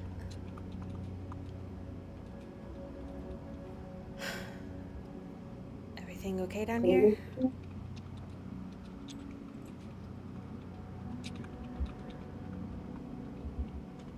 I think this is actually a good opportunity. You see as Dylan goes through his things, Alistair and Gwyn, as you guys would both be aware of how this was kept. You see Devlin pull out something that is, I was assume, kind of like rather large. I'm not exactly sure how this was kept, but I'll say Alistair, you see, and Gwen, I'm going to say you recognize like a wrapped sort of piece of whatever would represent Yori's wings. Sorry, what are you doing? What is what's in here? Go for it. No. Sorry. They belong to a friend. What? Did you look at them?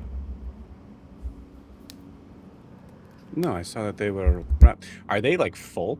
Are they like the whole Yeah. the whole thing? So it's like a whole long piece that he just kind of pulled out. Yeah. No, it was just I didn't. It was with your supplies of harvesting from other creatures. It's impressive what you got here, honestly. I just saw that and I didn't. You know what? Okay.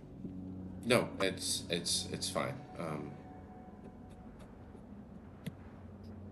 They belong to a friend. He didn't want them anymore, so I took them.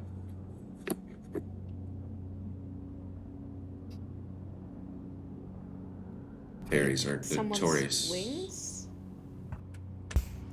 It's Freely. a long story. But fairies are notoriously magical, so I thought maybe one day if I could find a use for it. There is much we could do with this. If you were okay with us using it. Yeah, I mean it. I think you would appreciate it. Sure. Yeah.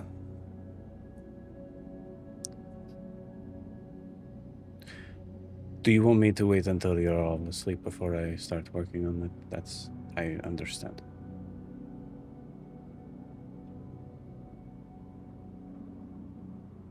That's up to them, I guess.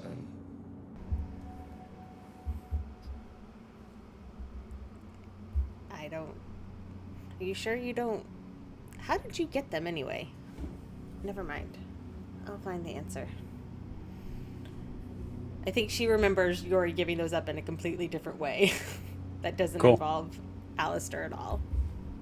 She's just looking very confused. I think, yeah, you definitely remember Yori giving them up. You don't remember anything past that. Yeah. I think he wanted us to sell them? No, that doesn't... Do what you want with them, I guess. He would probably really enjoy a weird sort of potion. Sure. Okay.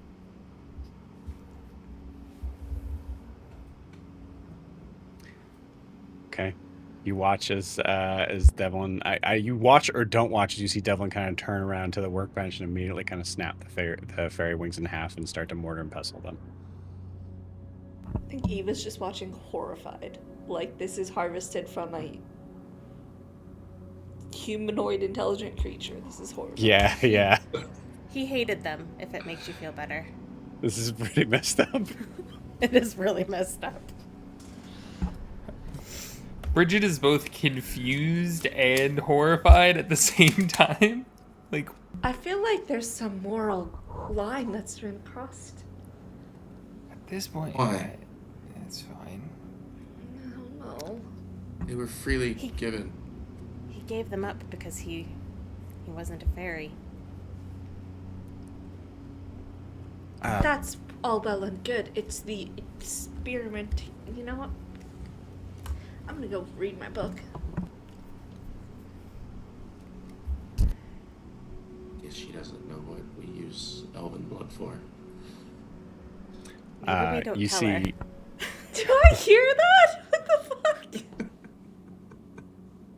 Sure. I didn't, so sorry. What the fuck? Yeah, I rolled. Yeah. Yeah, perception against I rolled an 11, so. Sweet. 18. perception. Yeah, I guess. No, yeah, I didn't hear it. Good. Cool. I'm yeah, you pretty see. sure in school we also used Io's blood and Gwen's blood and Alistair's blood to just sort of see. Oh, we were sure, Up to some yeah, yeah. shit in the library. There is something for sure carnally different about the wings of a like, yeah. But you notice that like Devlin has no problem with it for sure. Is kind of like noticing the weird vibe behind him, but then just kind of goes back to what he's doing. Io does. You noticeably like see Io kind of like cringe as that snapping kind of takes place. But he does mention that. Yeah, I mean, Yori was a giant that hated his wings.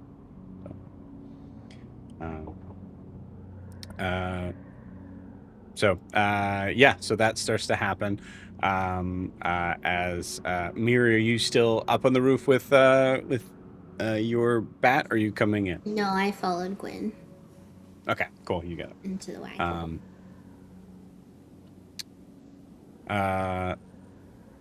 You. Oh shit! Yeah, that's right. I forgot you had this.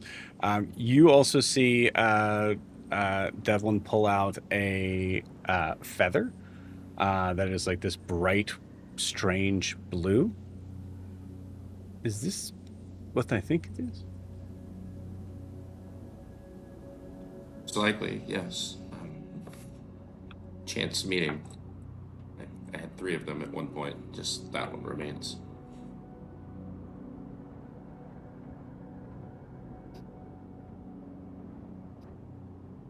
Horrible way to keep this feather. I expected I would use it much sooner. I didn't. Just saying you should take care of your things better, especially something as precious as this. Okay. You gonna really Just kinda talk sits about there. taking care of things, being careful right now? I'm talking about basic chemistry. Fair enough. And just starts to pull out a couple things he really doesn't understand. We're still getting this echo all of a sudden from you again. That comes and goes. It's super weird. Okay. Yeah, pulls out the tyrant sword tooth. And then behind that, this like, how much of it did you get of the hide? Use some, so I imagine now it's like maybe like a 1 by 1 piece of the hide left. Cool. You see it's kind of like stuck in there. And you see Devlin is trying to kind of pull pull hard, and Alistair, as you're like, there's a way to do it. Like you're just about to kind of run over there. Part of your bag rips. Not the hide, just your bag. What are you doing? Sorry, I assumed it was going to. You put this in very awkwardly. I put it in a way that made sense. Okay, you don't just go yanking things out like a wild To animal. who? I didn't mean to. Okay, I'm sorry. I will fix your bag. Like a bear. What is trying to this? paw. What is that? It's tyrant sword. What? That's they're 12 feet tall. Um, big body teeth. I mean, that's one of the teeth right there. So you can only imagine how big the rest of it was. So it's like some sort of like rhinoceros, like a scaled rhinoceros. Yes, but on two legs. Like a giant lizard on growth potions. I don't know. Yeah. And you killed this creature, Uh, a couple. or you found it dead? No. No. We were on an island, and there were several. I think two. But we couldn't get. There were three originally, and we got into a cave and managed to kill one. One was outside the cave, and we didn't want to risk going out for the other one. So this was from the smaller one, actually. Gwyn, did you record this find, or? Yes, I have the information, but I promised I wouldn't share it.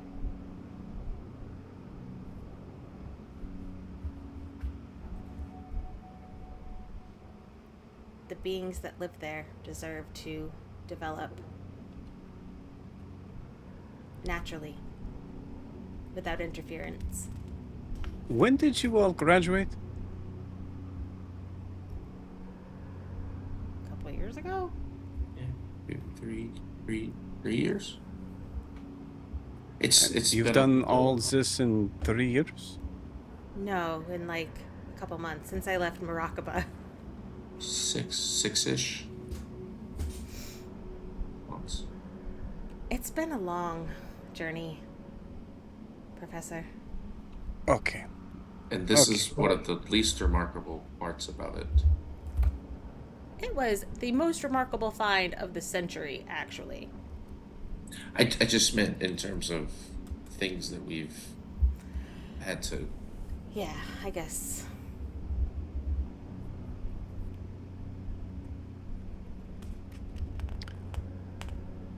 Okay. You know what? This is going to make a lot more sense. You see him take a chair and just like plop it down the center and sits down. Tell me everything. And with that, we're going to go to our 10-minute break. See y'all in 10.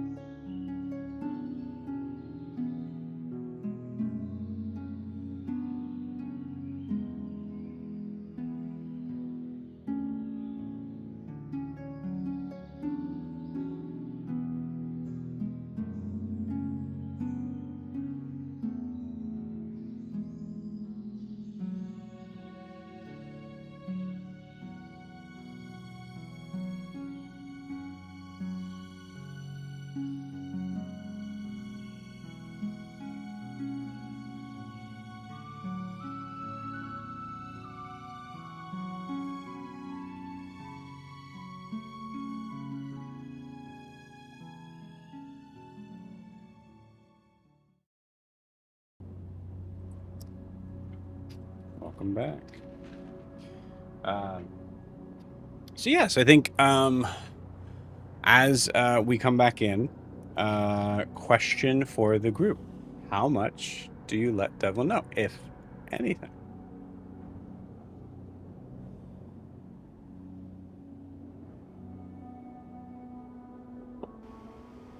save for me extremely like high level with probably some details not fully accurate. Honest but vague. Okay, honest, but like a lot, like. Like Okay. the broad strokes, Yeah. the timeline, the Feywild. Maybe not, Not necessarily. Yeah, maybe not necessarily why we were there. Okay. Cool. And I'm gonna say, I yeah. think as we're doing this, Gwen is sort of going through her journals, and she's sort of quiet during it because it's kind of two different timelines going on as this is going, and it's very confusing. So I think she's mostly spending the time like following along with the journals and trying to reconcile what Alistair is telling compared to what she wrote, compared to what she remembers. Interesting. Yeah. So I think she's quiet during it. Cool.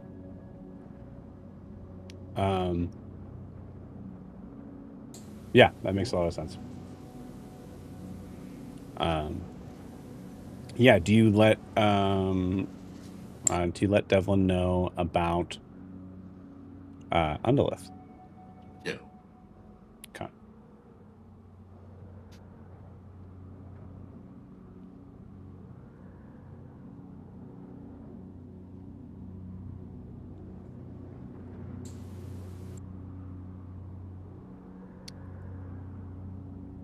I think maybe not the Raven Queen either. Okay. That makes sense.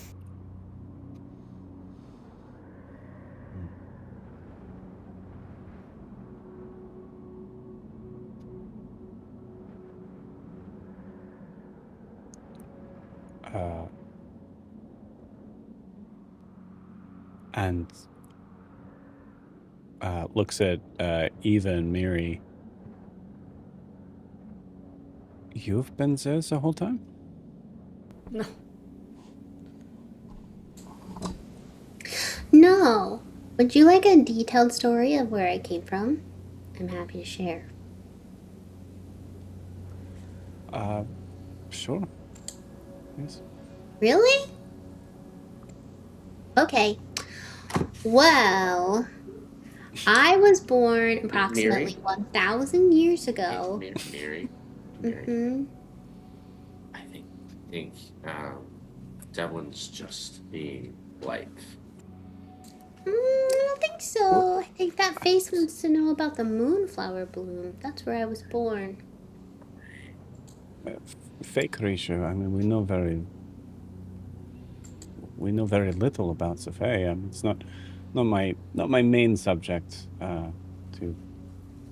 So you're from the Fae. Okay, all right. And you do notice he like moves away. And then looks at Bridget. So you were there the whole time. No, I joined later. Also, I'm not. It's confusing. I'm from this plane. I got yeeted to the Feywild and lived there for most of my life. Devlin is close to Alistair and Gwen's age. Bridget says yeeted, and Devlin looks at Alistair and Gwen like, A word. I think it means she was sort of like shoved through the portal. Thrown, shunted, forced, kicked. Okay. Yeeted. It's face slang. It worked.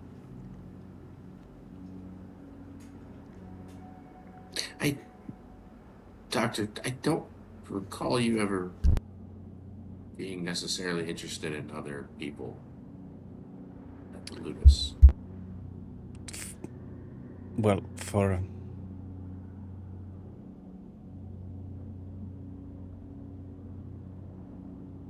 I spent most of my life not finding people very interesting. And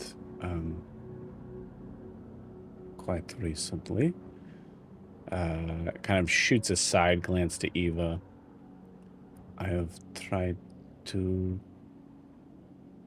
I've recognized that I've missed some things along the way, and I've tried to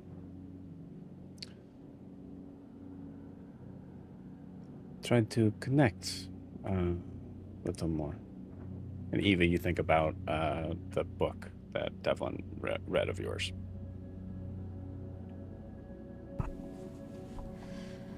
That's a good thing, isn't it?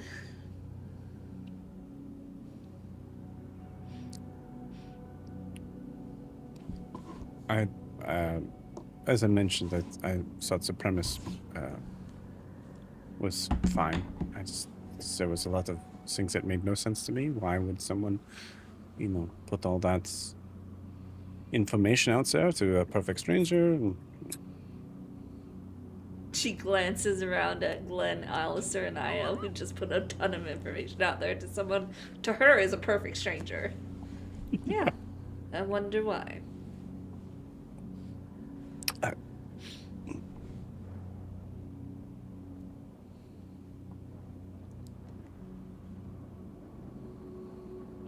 To your point, I've had some difficulties in understanding what would be important about recognizing and understanding other people, and my forays into that world have been difficult, to say the least. But you are undoubtedly very interesting people, so it is much easier. Also helps me to connect some of these things. And you see him just hold up the tooth of the Tyrannosaur. Learning quite a lot as well.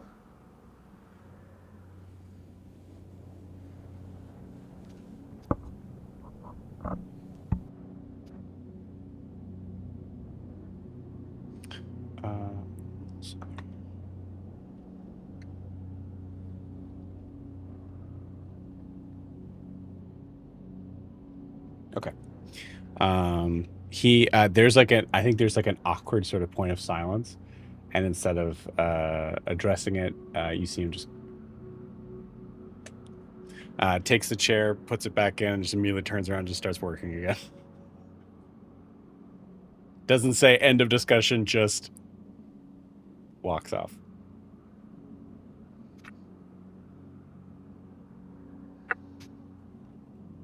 And I think at this point, whatever you guys want to do here in this, I think several hours are going by as you guys are making your way to Murakaba, what is left of it. You guys can kind of tell me what you're doing in the meantime as this is happening. Devlin is continuing to kind of do some work, is taking out Alistair. You see consistently he's taking out things that like you're like, well, that's not where I put that, like that, but he does seem to be making stuff. And I think Alistair, there is a question. Is Alistair paying close attention to what he's doing?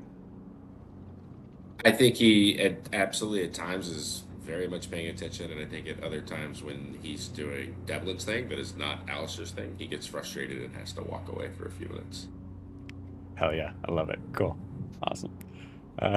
So you see Alistair is making several paces back and forth in the between the interest of what he's doing and the frustration of how he's doing it. Yeah, I love it.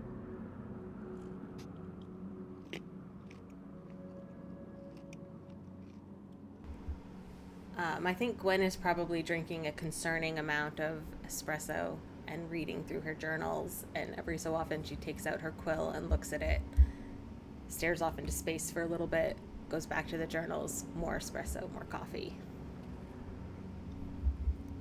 Halfway through at some point, Devlin goes, you should really switch to tea. It's just more healthy considering how much you're ingesting. I will find a way to separate you again and then just kill you both. So, if you mention tea again to me. Around the room. Without even looking at it. Better to tell an addict to stop in the middle of a binge.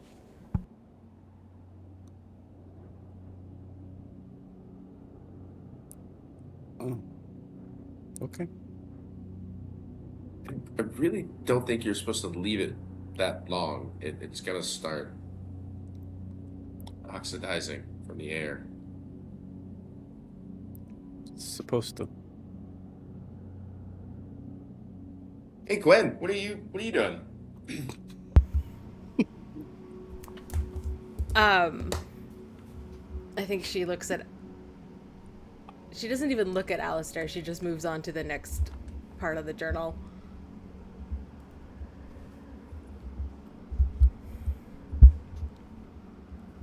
She only looks at Alistair when she doesn't think he's looking at her. Cool.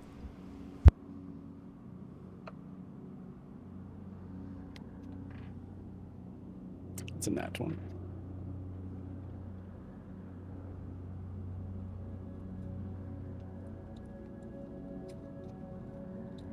What else are you guys doing?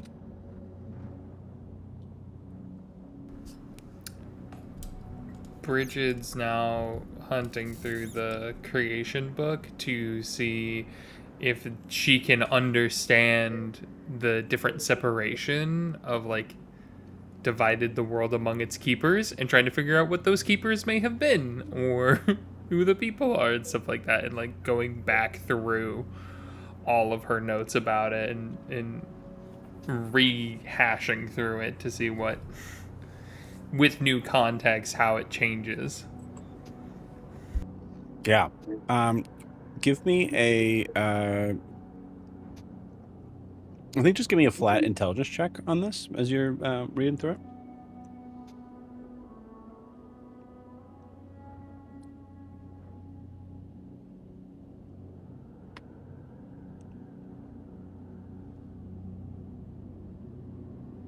I'm gonna throw a d6 on this as well. Nice. 21. 21. Okay, cool. Wow. Oh, the d6, yeah. Yeah. 21, cool. Yeah, you're scouring. As you're like kind of like maneuvering through looking calls, there's a definite point of frustration, Bridget, that you see through this entire book.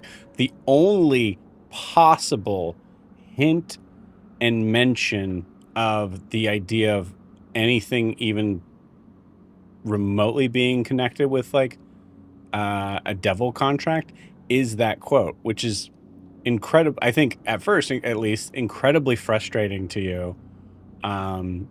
As like you wouldn't have noticed it if you didn't just have a devil who's working on stuff right now and you're like 5 feet from you. It's not even that it's like you would have missed it. There's nothing to see unless you're specifically knowing what to be looking for. And then I think with the 21, you kind of recognize that as like, that must have been on purpose.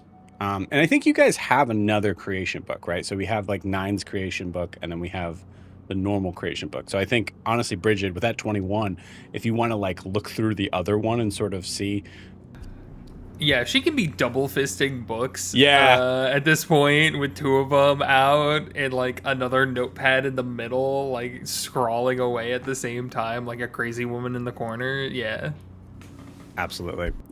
Cool. Yeah, you notice that there's a lot of things that are marked down here in Nine's book that are totally missing in the normal creation book, specifically along the idea of like the phase involvement.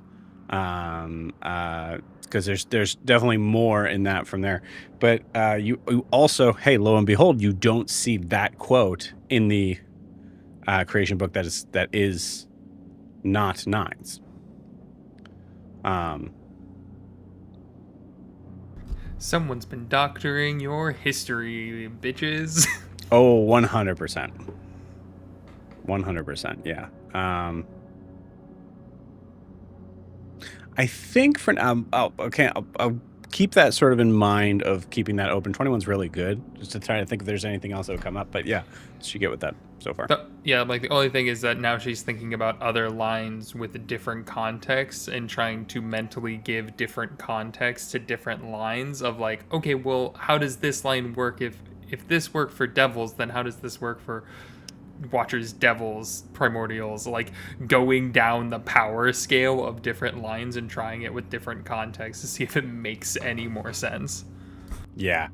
I think okay, cool. Here's what I can tell you with that 21. You think that the idea of where things were starting to kind of go off into an idea that there was some sort of ownership over Astera. The ownership of Astera was from the primordials. So to be able to kind of give that over wasn't an offering given as much as it was taken because they were being irresponsible with it. So you think that like the venture down that path may not be worth it. It might have been more as just like a little hint, a little nudge of like, Fae were not the only ones that were involved in this full agreement that you think must have happened at the same time. I think also she does keep looking at Undalith a couple of times because it's like if I could get her and ask her, I could maybe figure this out. Like this could, like maybe she knows something about it, but also like I'm not gonna take it from Alistair. Yeah, absolutely. I think on top of that, Alistair, give me a wisdom saving throw.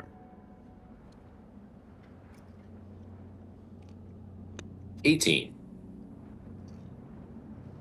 Cool. Your amount of frustration and annoyance and like all the like sort of negative feelings around Devlin are justified. You notice there's some sort of part of you at first that is connecting like a little bit over the top. And you recognize that that's not you, that's Undalith.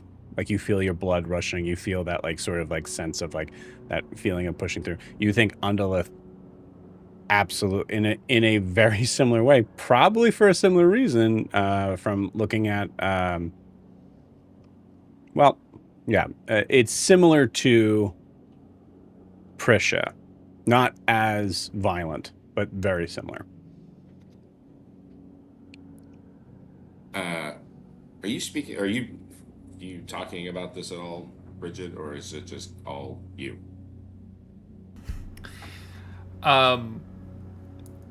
How much can you understand crazed muttering that's going really quickly?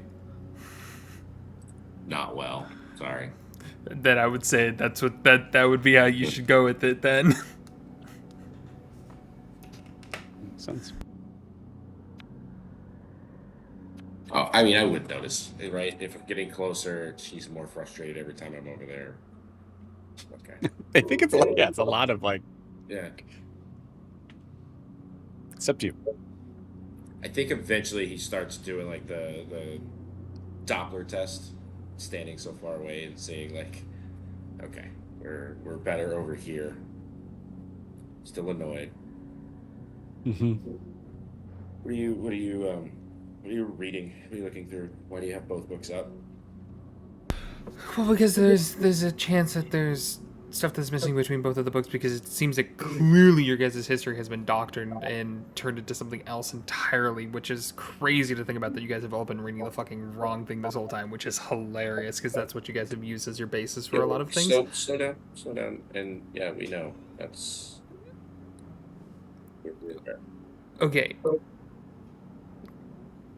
Trying to look through other lines that have different contexts based on different powerful beings. How does it relate to the primordials? How does it relate to demons, devils, fae? Each of them. And then I think he absolutely kind of takes one step closer towards Devlin. Yeah, so the Fae thing and the devil contract.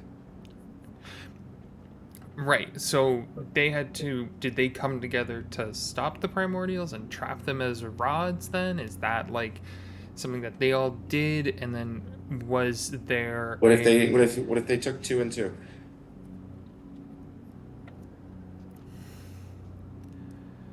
What if Faye took 2, the devils took 2. could see that?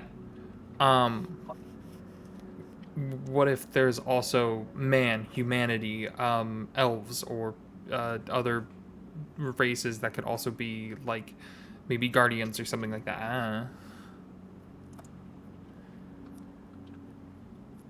Guardian. Oh, the. Got it. Yeah. If there were actually 4, so Fae, devils, watchers, humanity. I think the Watchers were humanity. I think. Gwen. Watchers break time. That's the issue. Yeah. There was a painting, one of the walls that we saw, the primordials, the people around it. Yeah. I just give me a second. From the cave, right? Yes. What if those people are the Watchers? What if they are the ones that made the deal and became their own guardians? I mean, I don't think that's impossible. I think it's a good theory. But I'm also not sure how humanity or mortals or whatever we want to call it are involved. I think they might be the center of it, maybe? And there's... Oh, like where the contract that was made, because like potentially our souls have demonic contracts attached to them. Maybe? What was the line in the book again? You don't have to say it again. I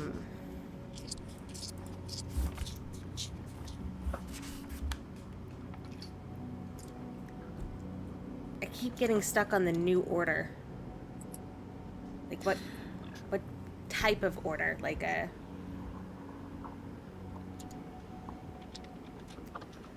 order of being, or like an order of No longer like, chaos.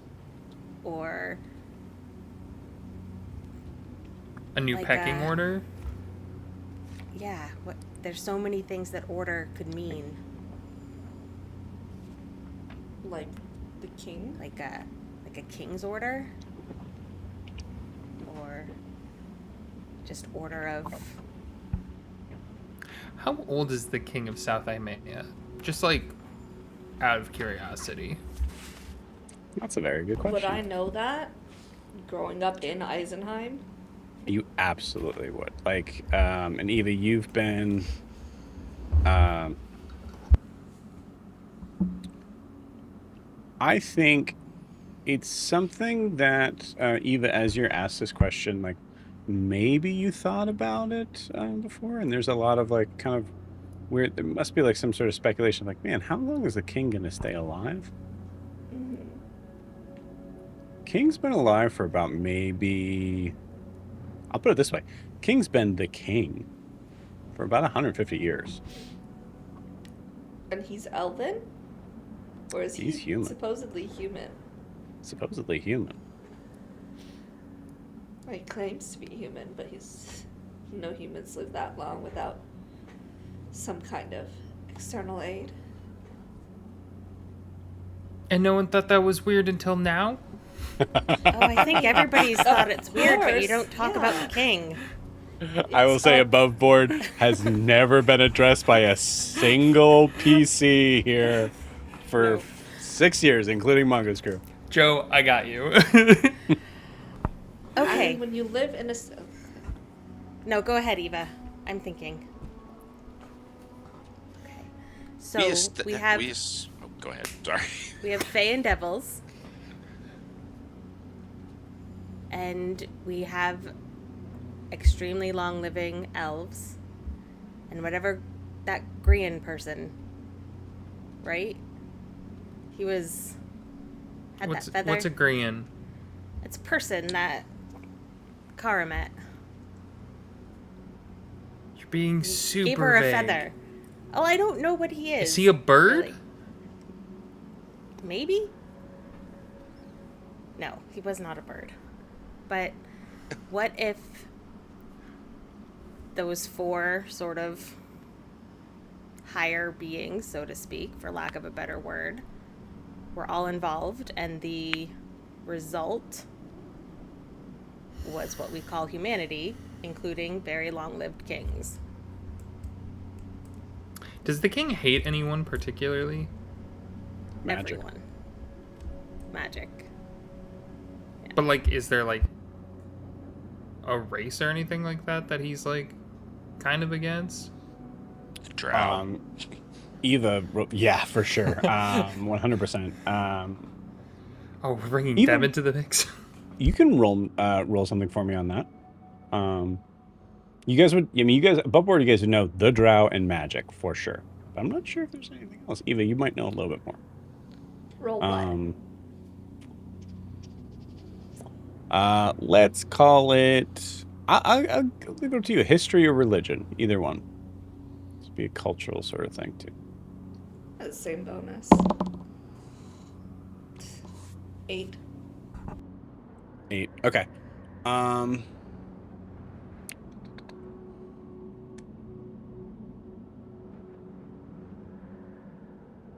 Yeah. No one like in particular that you can think of.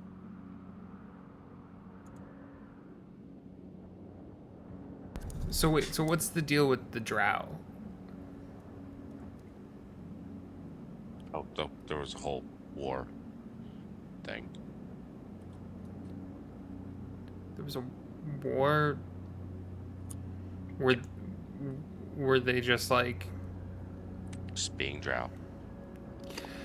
okay, don't know a lot about drow, so you saying they were just being drow is like saying they were just being human, and y'all are very complicated people. So Do you know how Miri talks about Graham? yeah, Okay. It's like that, but for real and worse. okay, but why are they that way? Did they ever stop to get the why? They didn't ask why when they arrived. Yeah, that doesn't sound like a good guy. He might not even be a dude at this point. Oh, Above table, we had said that symbol that we see, that I saw in around Bridges' heart, Io had seen that symbol all over Imea. Yes. North Imea. Yeah, I know- the infernal rune. Right. So I know Dan is not here right now, but he's traveled in places that aren't just North Imea. Has he seen that infernal rune in places that aren't just North Imea? like sway. You said you divided things up into quadrants, right? Or not quadrants, but they divided the land up. They divided the world among its Right. keepers. Yeah. Exactly. What if the devil's got North Imea? Or south. He would tell you that he only noticed it when he started at the Ludus. So, not really sure. No. Which you guys said was someone from South Imea who came up to the north. Right? Huh?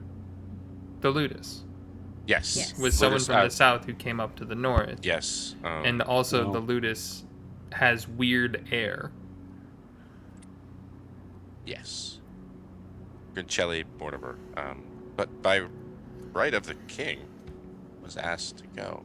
The king that is human, that's over 150 years old, which is way longer than most of y'all live for, who also didn't ask why for the drow and started fighting them and killing them.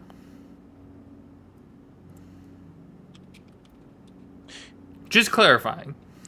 Did you have bees in the Feywild where you were at? They were big and they talked. Okay. But you know how if you left them alone and they weren't near you, you just didn't pay attention to it because that was someone else's problem? That's just South gonna Imea. Yeah, okay. I'm gonna just follow your analogy because, like, bees in the Feywild are a whole thing. Cut to just giant ass creatures. They're like the size of a house. You don't ignore them. You don't ignore me. And they're predators. They're just single predator. There's no hive. No, there is a hive. It's in a mountain. Yeah, it's terrifying. Yeah. The queen bee, like 4 stories high.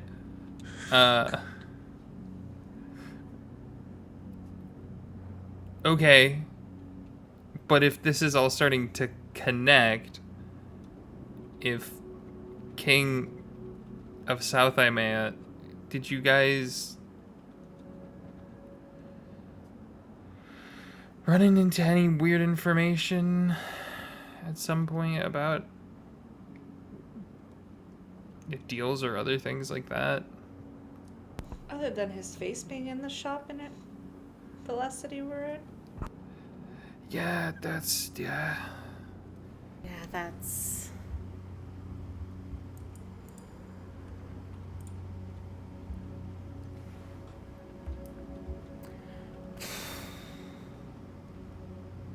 Maybe we'll find something in... when we get where we're going. I can read the runes, at least. Above board. Jess, do you have your notes on the legend lore for the diamond? Oh, probably. Which journal was that in? If memory serves, the king was in that legend lore. Which diamond? For Black Kara's diamond? The changeling diamond with that story Was he? No. from like a year or 2 ago. I thought so. I don't like think so. 'cause it was the whole thing with the Raven lovers. Queen and her partner, but I don't. Yeah, I think what the you King of Imea. you may remember possibly is the king of the Fae, which would be maybe that's that what I dude. was thinking of. Yeah, it was the king of the Because it Fae was the in that jealousy. Yeah. yeah. Okay. Yeah. It was what's his name? That I didn't make up. That was like that's a common thing. What's the fake king? one. Of Yeah. the- Tiberian? the- No. Yeah, Oberon. Oberon. Yeah. Okay. My brain was like, king? The South Imea king has been alive for way fucking longer? Like, putting some Has connections. he always been the same king, though, if his face is in that book? No, probably not. I mean, it's not the same guy. We all know that, right? Yeah, okay. Making a shit ton of theories. Totally different actor. Yeah. Yeah. It's now Benedict Cumberbatch or something.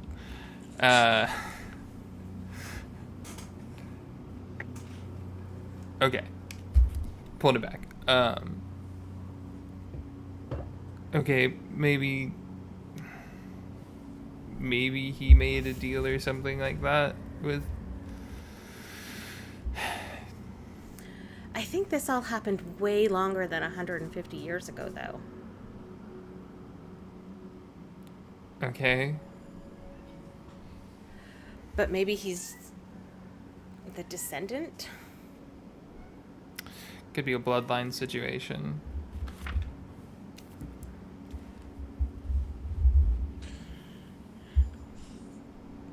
Well, we have... Just be some asshole like everyone else right now. Yeah, but he's an asshole with power. In a country that restricts power.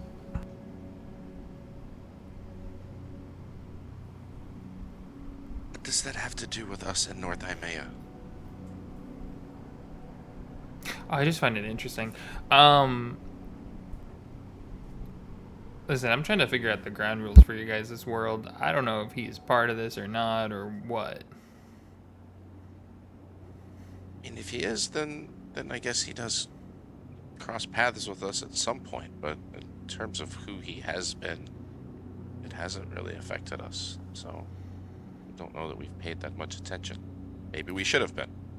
Are there any like weird places in like North Imea that have weird things with souls?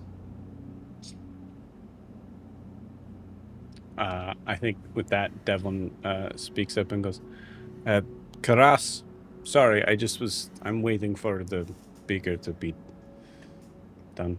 What's in Karas?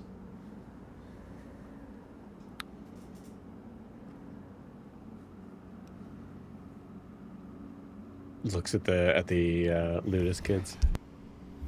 You didn't. I'm sure you studied. No? Did we? No. Roll me a history check. Advantage. Hey, But that's still pretty good. 22. 33. Nice. Yeah, Karas. That's the city that is fully abandoned and is completely surrounded by, I think it was somewhere, I might keep changing this number, but I believe it's like 1,000 cuirasses, hence the name. So like the top sort of part of the armors that has been stuck in like the ground, almost looking like gravestones all around the city where no one lives anymore.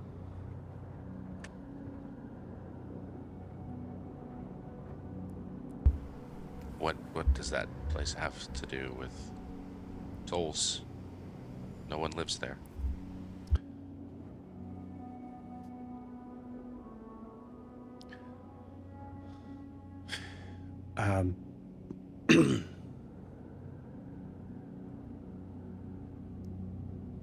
I get hints from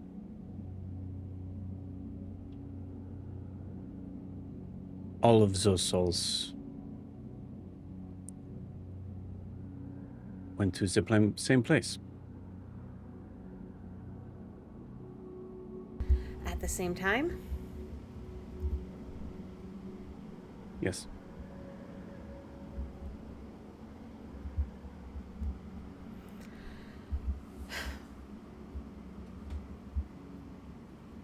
Do we know how long ago?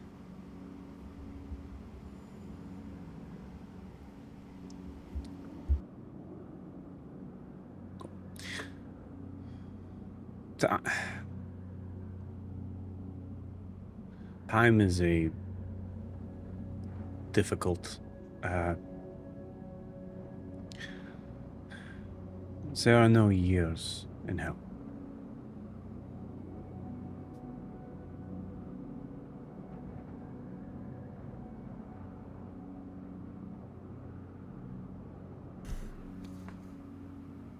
Do you know the events leading up to it? Were those ever cataloged or recovered? No, there was series, and Alistair, you would know this with that role. Actually, Gwen, you got a 22. You would also kind of get a little bit of. There's a lot of theories of like what happened there. Some sort of massive sort of magic explosion.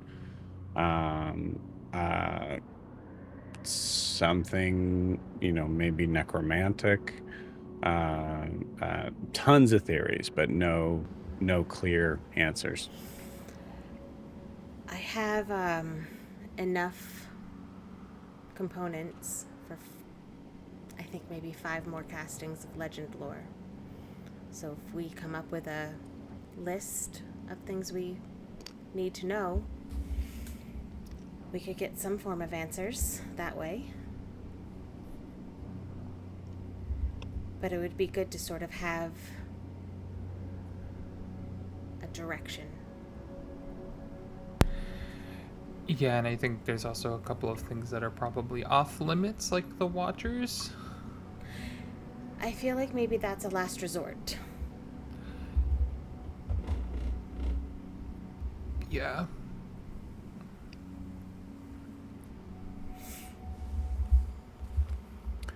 Is there, Alistair, is there any more moonlit too?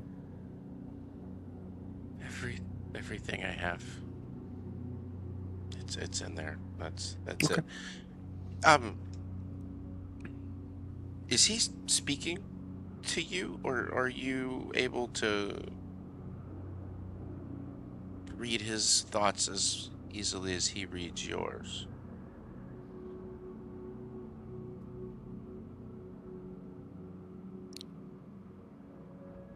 It's complicated. So there's some sort of connection. For example, I know that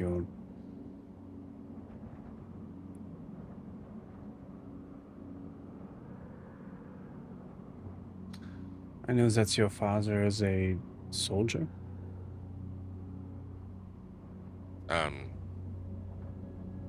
No.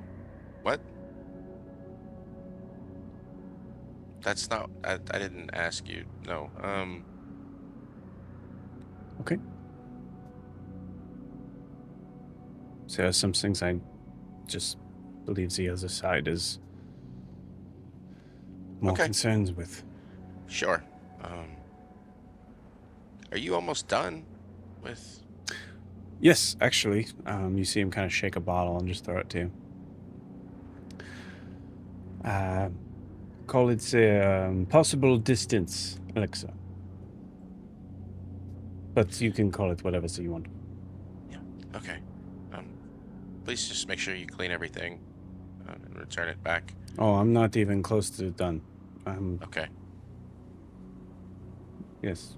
You all have ways to be able to keep out noise from for the sleeping. Yes. Yeah. Have you seen the size of this cart? Yes, that's why I ask.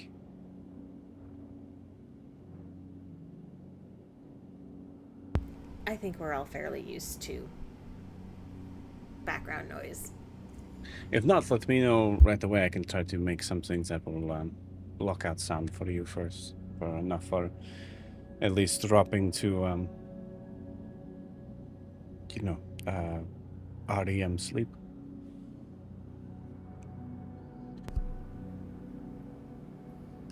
Great. I'm gonna get some fresh air. So do whatever you guys need to do. I'm safe Don't you out want there to- now, right? Your friend's not gonna come. Don't you want to know what that does? Please. What is it, Evelyn?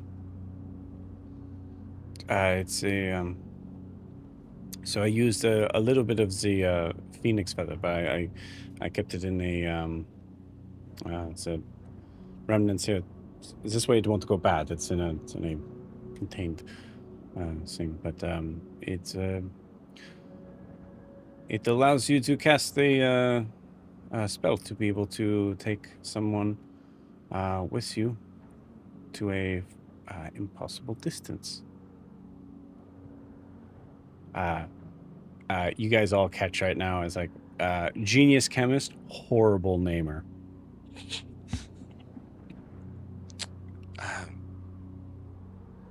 Thank you. I'm sure it will come in handy. I appreciate it. Thank you. Al, do you want company / can I join you outside or no? Sure. Sure. Okay, because I feel like my head's spinning and my brain is mush. You see Devlin say to Eva a little too loudly, "Did I say something? I didn't mean to. I assumed that the I don't know conversation half the was." time with him. No, you're good. It's just a Alistarism.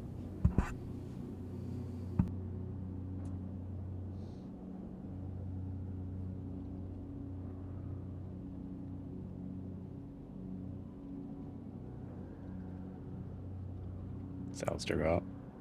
Yes. Cool.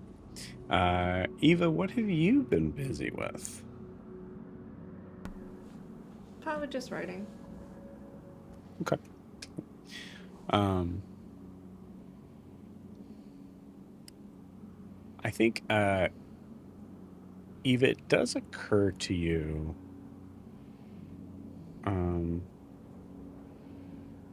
Well, actually, no. This would be a check. I'm going to give me a. I'm having trouble thinking today as far as that. I guess history. Check your sheet real quick. With advantage, this would be something that you'd be familiar with. Because that was a natural one. 13. 13. Okay, cool. You're having trouble placing Devlin's accent. That's all. Okay. Seems like it could be like from Azumara. You're hearing a lot of accents that were similar with that. But you've kind of been, you've been all over. So I think there's a thing of like you've kind of connected with a lot of different sort of things. And it's just a strange, almost like it sounds like it's two different accents going on at the same time. So that's it. Okay. Miri, what are you up to? Miri has been messing around with the gutter bat. She named him Scrimmy. And Scrimmy? Scrimmy. He does not want to take a bath, but she has convinced him that in order to take his name, he has to be baptized. So she's been trying to pour ladles of water over him while he flies around.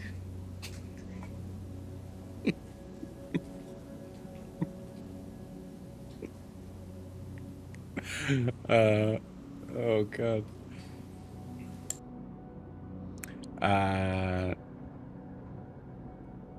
Yeah, I think you find it extremely hard as he seems to kind of like want to attach himself to the roof more than anything else. So we find it very hard to baptize Scrimmy. Yeah, she's just been kind of trying to like toss the water in the air, trying Cool. to get him. Awesome. Roll me a sleight of hand check.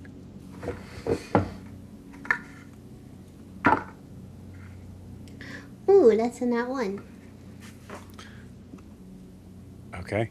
And it goes exactly where I thought it might go. Gwen, you're reading your journal and all of a sudden a bunch of water spills on it.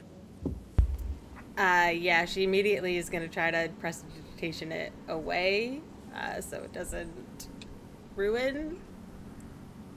Okay. I have a DC. Roll me, we'll say Arcana 12. Okay. Good. Oh, wait, I'm at disadvantage. Okay. First one is fine. 18. 18. Cool. Yeah, it works, and it doesn't take away you're able to do it quick enough so that the ink doesn't follow with it. Mary, maybe if you're going to give your bat a bath, that's an outside activity? You're probably right.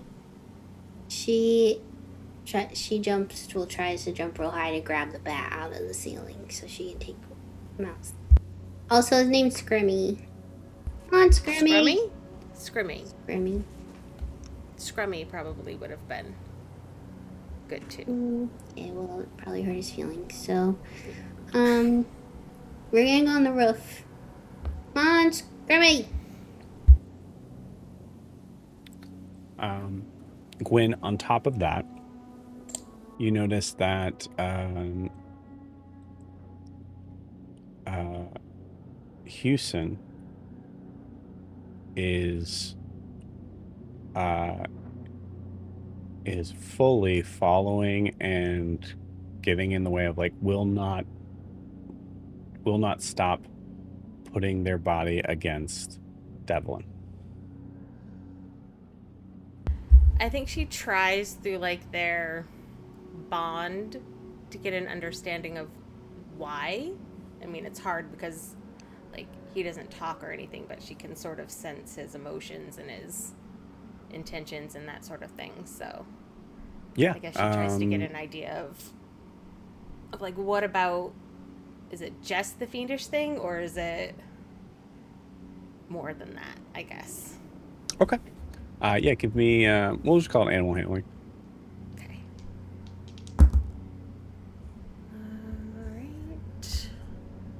All right. Animal handling is a 11. 11. Yeah.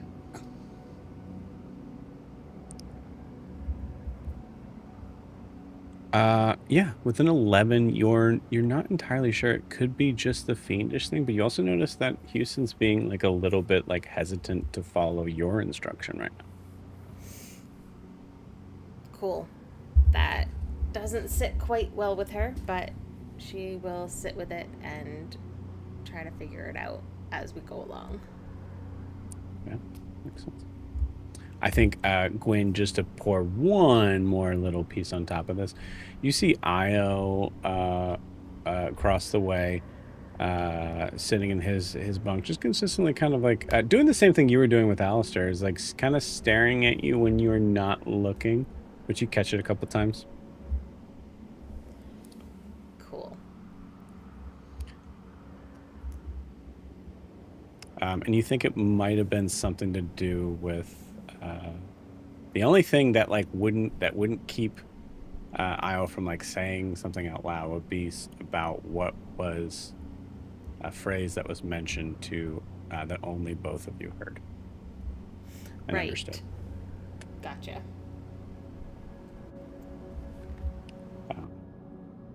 Okay. Alistair, you step outside. As you step outside, you might be surprised at this point, considering how much you guys have been kind of cooped up in here. It is nighttime. Nice. Clear skies.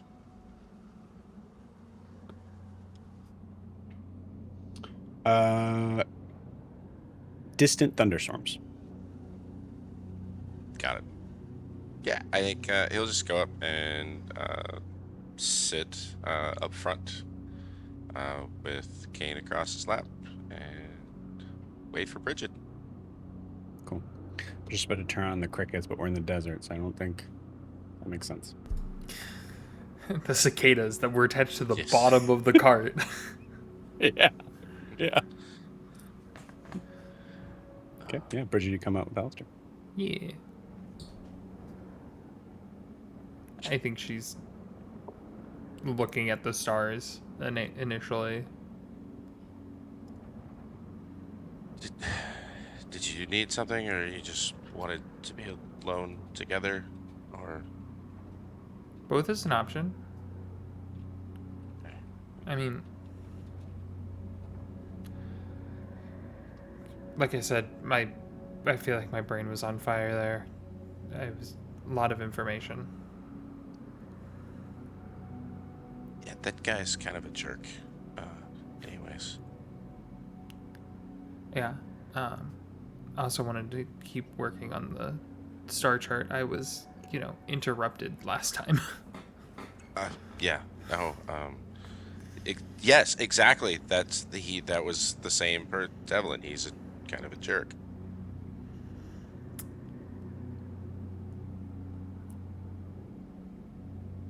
Yeah. Could almost say he's the devil. Yeah. Yeah.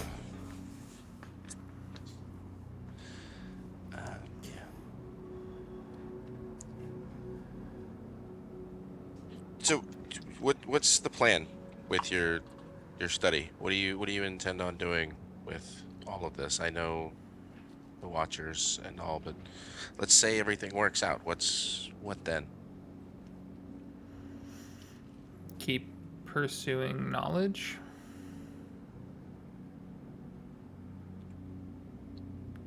What if they won't let you? I've been able to find it in very odd places.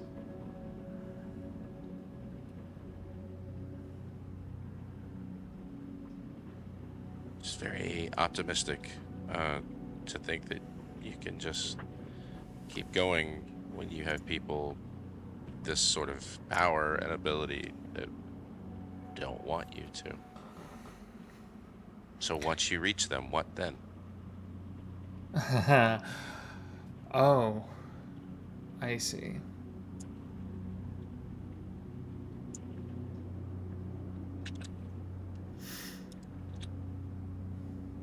The honest answer is I want to hurt them and put them in their place.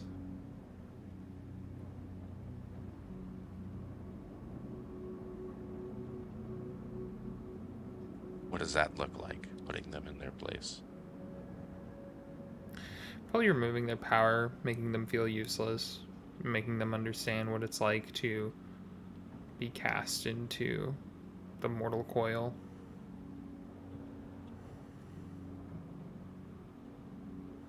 So revenge. Yeah. Okay. You seem very okay with that. It's a pot that's been simmering for a long time. You get lonely when you're out in the Feywilds for extended periods of time, and you just get to thinking because there's not much else outside of, the trees talking and everything else moving. And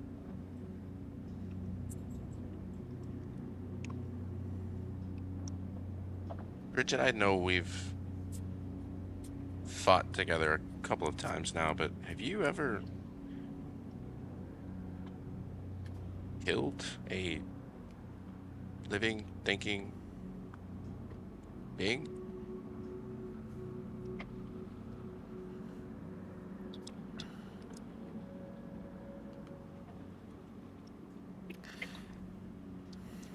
yes,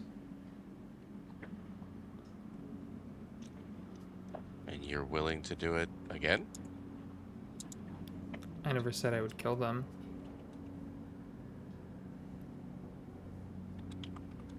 Question stands.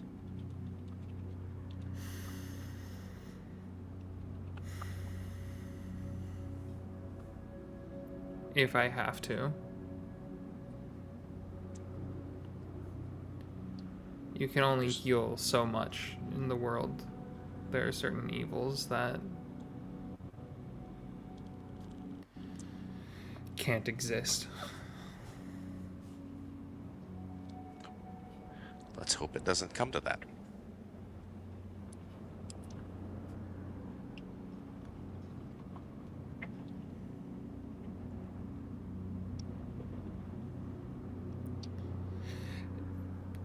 Death is part of the natural order. Decay brings new life. It's a reset of sorts.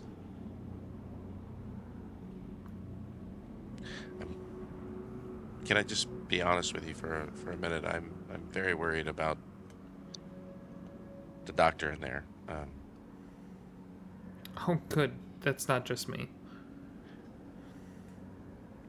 So I think you just, with the other one, Asavar, we should just be prepared in case it's not the doctor anymore. There are some spells in my repertoire that I might be able to use to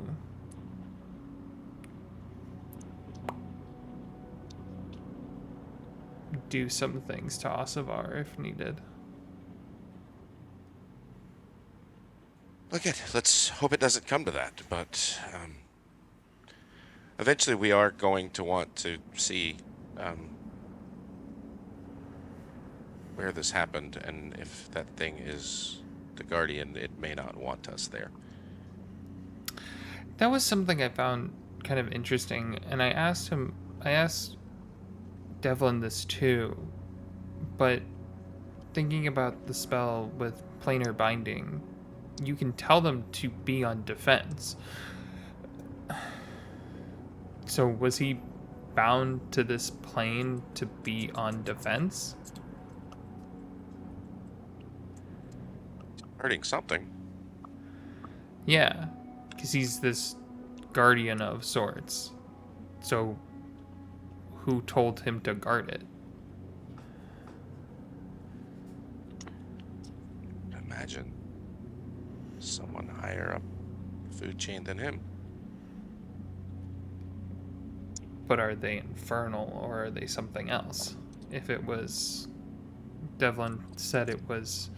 What, ancient civilization potentially?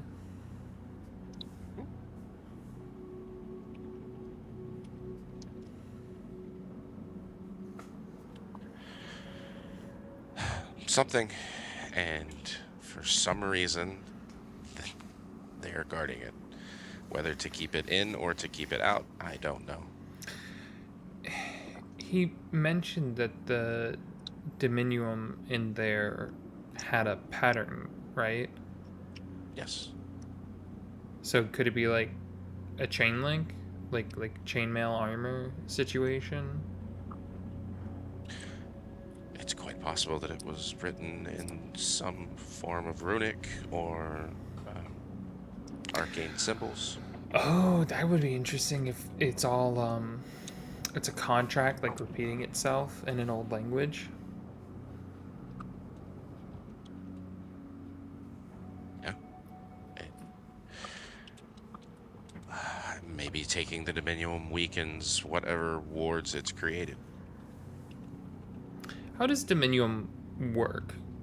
Because I haven't run across it previously. It basically just gives you cast through the Dominium, and it provides an extra boost to your abilities. It's like a magnifying glass. Is that why you had that whole conversation about casting without a focus? Trying to use maybe something else as a focus? Not everyone requires one. I was hoping you could work your way through it, and you have a ton of potential, Bridget. It's easy to see in you, and I'm interested to see where that goes. Me too. And I still want to try to figure out how to cast without it, just in case. There are ways we can... Gwen would know better than I, but there are certainly ways that we could do something. But it would take time and effort and things we may not have yet. We can start somewhere at least.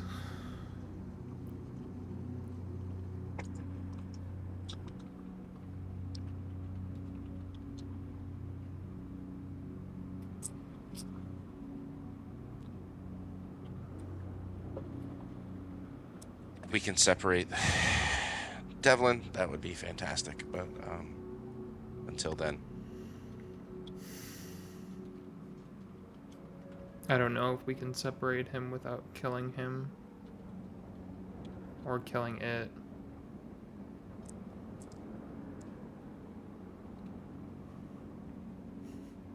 I don't even know if they can die.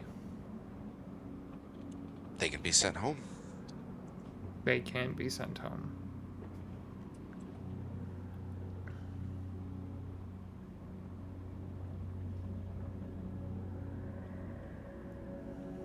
It's a valid option. I can also bind them.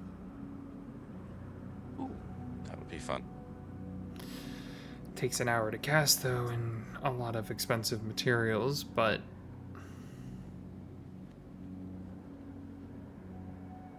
We should talk to Gwen about that. Gwen can maybe help you with that. yeah. I feel like that's very last resort though. Always good to have a plan B before a plan A. True. I think the plan A is everything is smooth sailing and we get there and everything's fine. It's hunky-dory and nothing bad happens at all. However, knowing this group, That ain't gonna happen.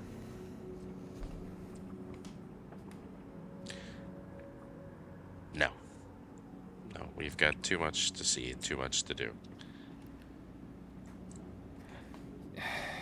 Yeah. The other thing that's been on my mind, do you remember those, like, bone crocodile creatures that were messing with the forest? I do.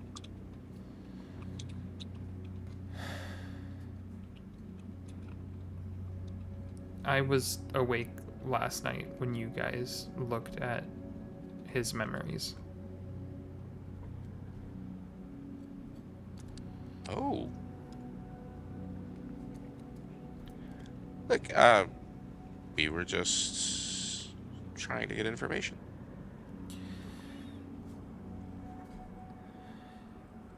I am not upset that you guys did it. Okay. What does this have to do with the crocodiles? I've experienced that transformation and how painful it can be.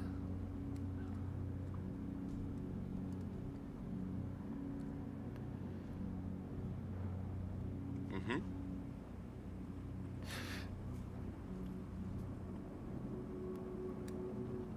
I have a bit of empathy, but I also, seeing this bone creature, am curious if maybe there's other connections there too. I don't know. I also, once we get a little bit closer to Murakaba, I can try connecting to the land to see other information as well, like I've done in the past.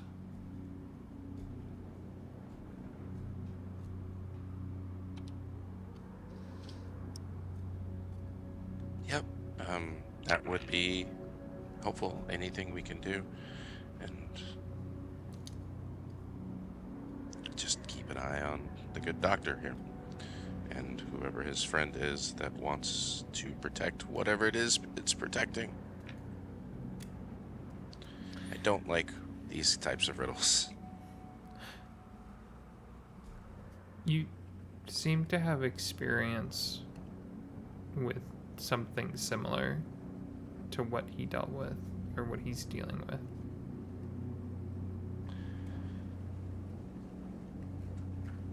What makes you say that? How you reaffirm him, how you talk to him like it's something he can get through and manage. You ask questions like, can he talk to you, or does he talk through you? There's a level of familiarity you have.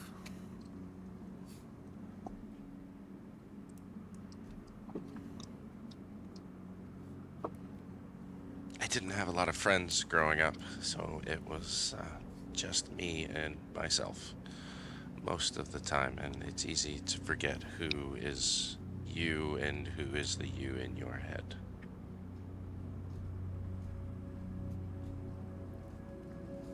It's fair.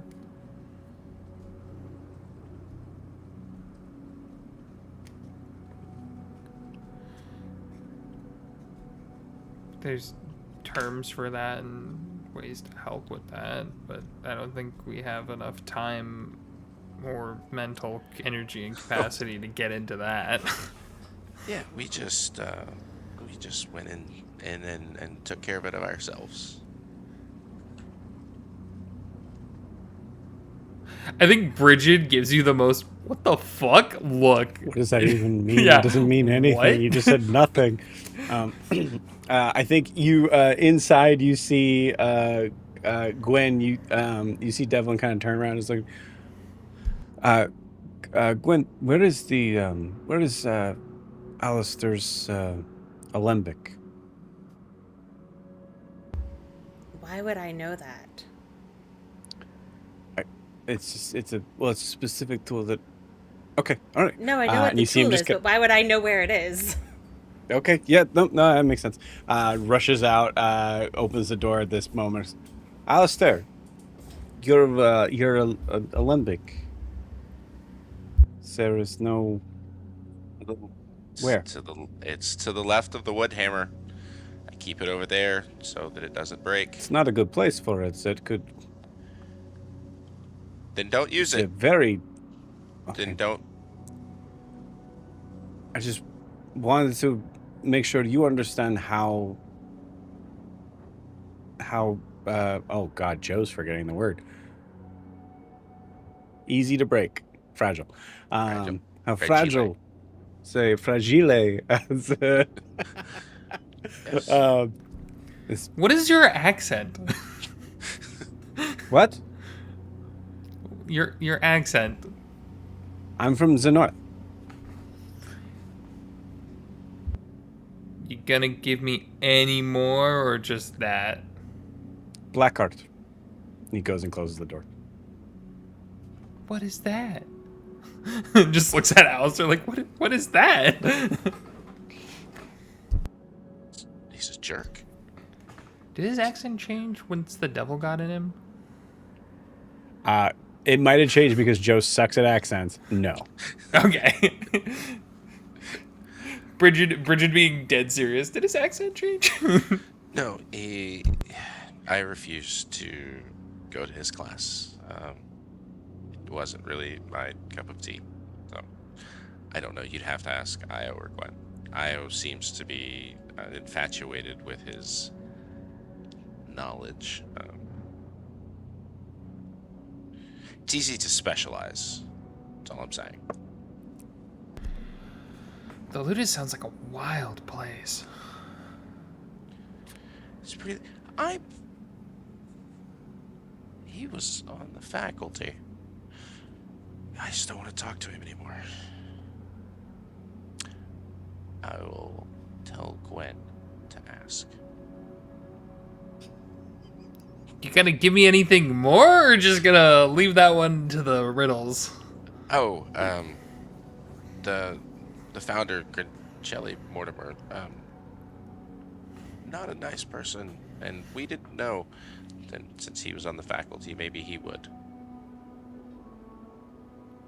No, Grincelli?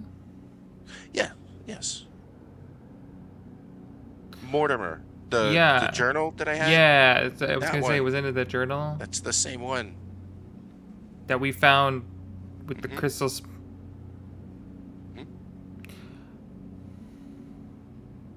Why was he trying to make a roadway to the Fae? I don't think he was. I think he was going somewhere else. Or Did he was coming, trying to leave, maybe? Did he maybe remember before all of this happened? Before the deal was struck? Was trying to go to somewhere that wasn't affected by it? No, my brain's going to turn into mush if I think about this for 2 more seconds longer.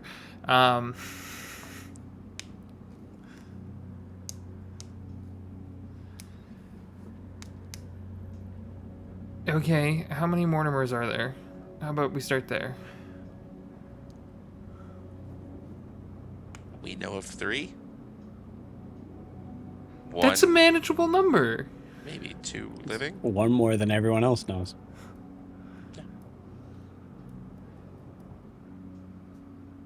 Actually, in some places, 2 more. Yeah. Devlin comes back out again and just goes, Barrette this time. Not with the alembic, which is where I would put it. Nope, it's over on the other side, next to the spare pestles. Okay. You could just look. I feel like maybe we should put like post-it notes on him or something like that. Like just like Don't touch my tools. I think I'm not talking about the tools. I'm inside. talking about Devlin. I'm saying we put post-it notes on him. Yeah, Devlin's inside now, just complaining about the placement to Eva, who's kind of the closest. But like, you're not. Eva's kind of one of those situations like you're not sure if he's talking to you or just around you. I don't know the words, half the words he's using for these devices either. So Yeah. Reagent files should be next to the retort. You don't put that in this way over here. Of course, dear. I feel know. like I without understand. even like knowing why, Gwen explains why that makes more sense the way Alistair has it than the way Devlin Tries to does. find a way to do it. Yeah. Okay, yeah, no, She I gets it. She understand. doesn't know why. I understand it's a crunch, but okay, no, it's what we have. I think at this point in time, so there enough time has sort of passed by. Eva, roll me a d12, please.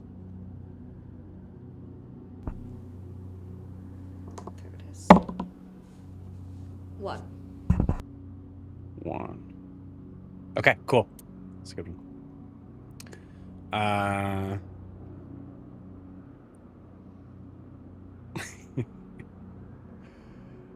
This is also good because of the ingredients that were used for it. You see, okay, so I'm going to Devlin's come up to you and is now kind of in a little bit of a hushed voice. He's a little confused on what was okay and what was not okay. So I have something that I think may be good for you to use, or I'm just going to give it to you and then you decide. But it's and he hands you this little vial that has like this sort of silvery liquid that looks like has like drifting particles in it. Eva, give me an investigation check. DC 10.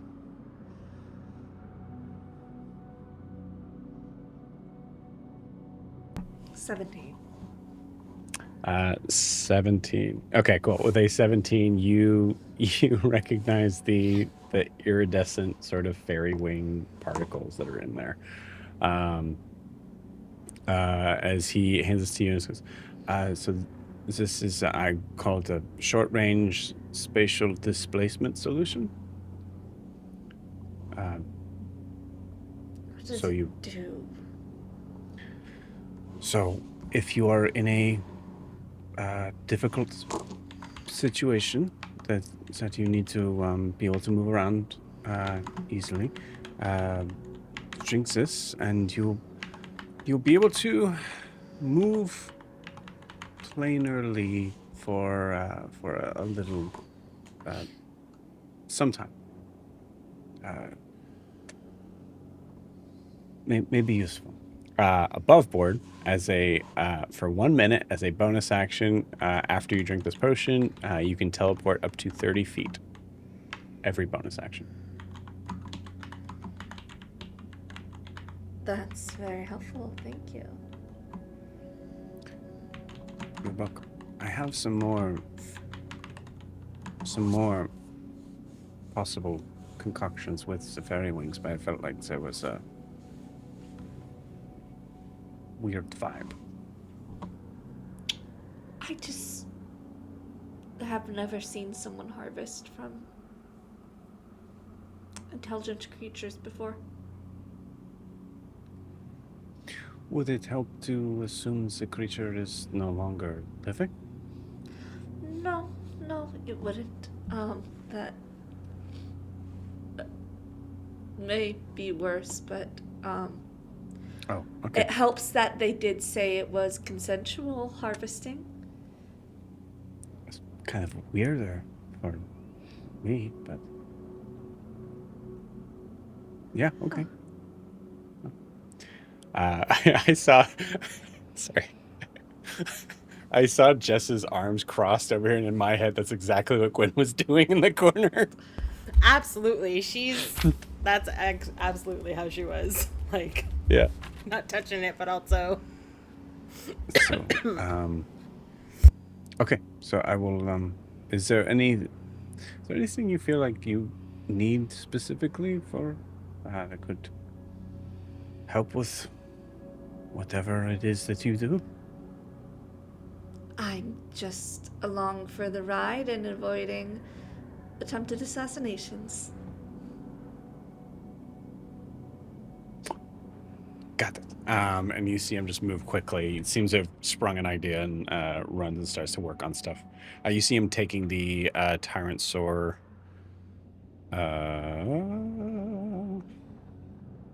stuff. Tooth, hide. You tied. It's either the tooth or the hide. It's the tooth. Um, cool. Actually, no. For Eva, it would be,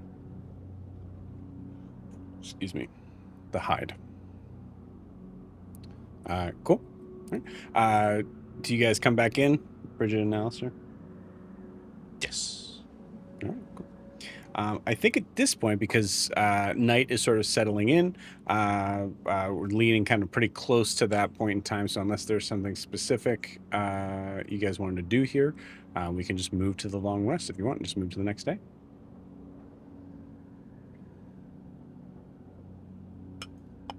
All right, sounds good.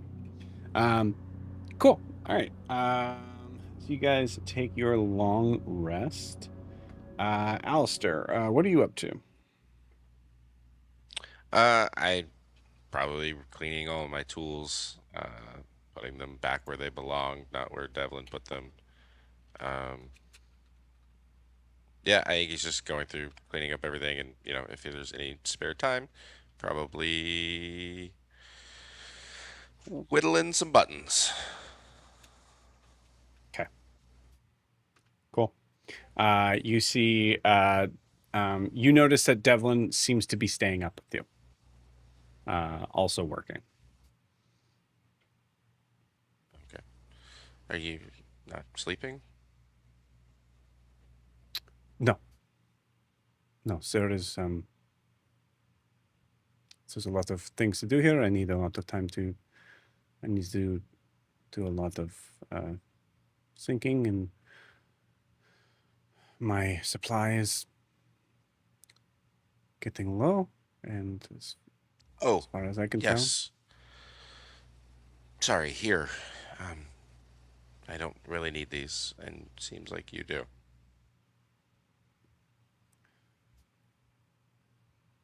thank you. Yeah.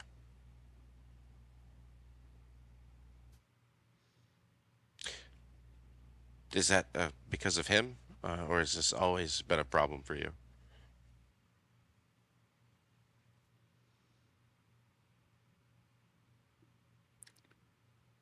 Yes. Definitely much more of a necessity now. There is, as they say, no rest for the wicked. So,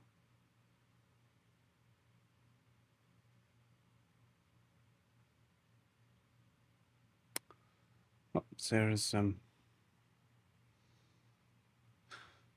you want to help? Sure. Yeah. Be interested to hear what you've been doing since you left the school.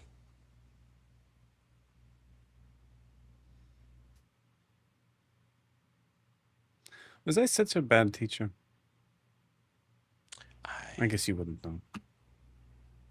Io did not speak very. I mean, he enjoyed your lectures, but nothing else really.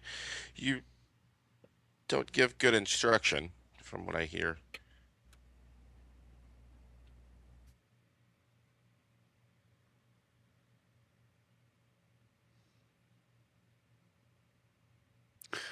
I guess I just assume that if I say something once, they get it. Well,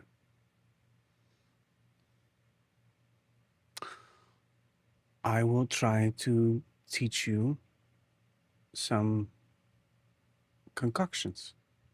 What are you bad at? And he moves over to. Hmm. I'm going to pause you there as you. I don't think Alistair gives a good answer, I assume. No. Yeah. It's not Cool. You guys work throughout the night. Um, actually, roll me a. Let's say roll me a d20 and add your charisma. Ooh. 15. Okay. Yeah, you guys work pretty well together. Rough at first.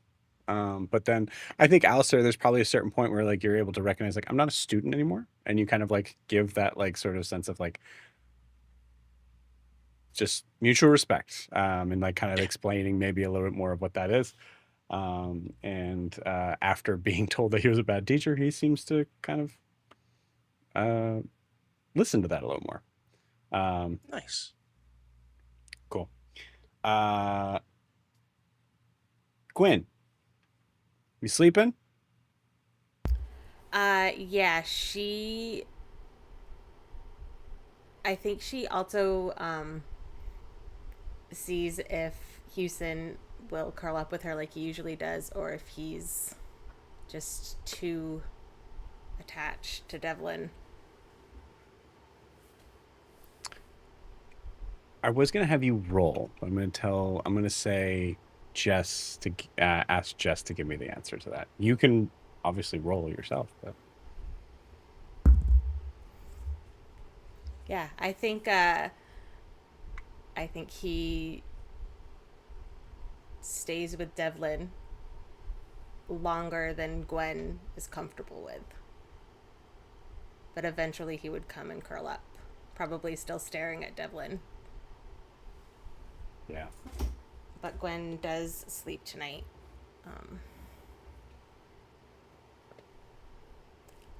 Though I feel like it's difficult because she has the three timelines still running through her head, and it's very messy in there. Cool. Tell me the 3 timelines.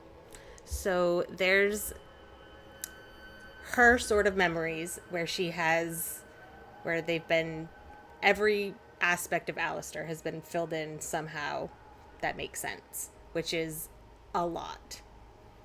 Then there's the timeline Alistair went over with Devlin. Mostly matches up. She can see where like the blanks are. And then there's her journal, which is very detailed, and Alistair is on every page of it, going back to the first time at the Ludus. Like, it is impossible to read through this without knowing how important he was to her. Beautiful. Roll me a charisma saving throw. Okay.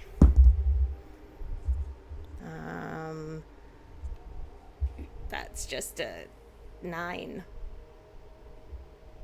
Okay. You're trying to get some sleep. You're hearing the occasional sort of clinking of glass.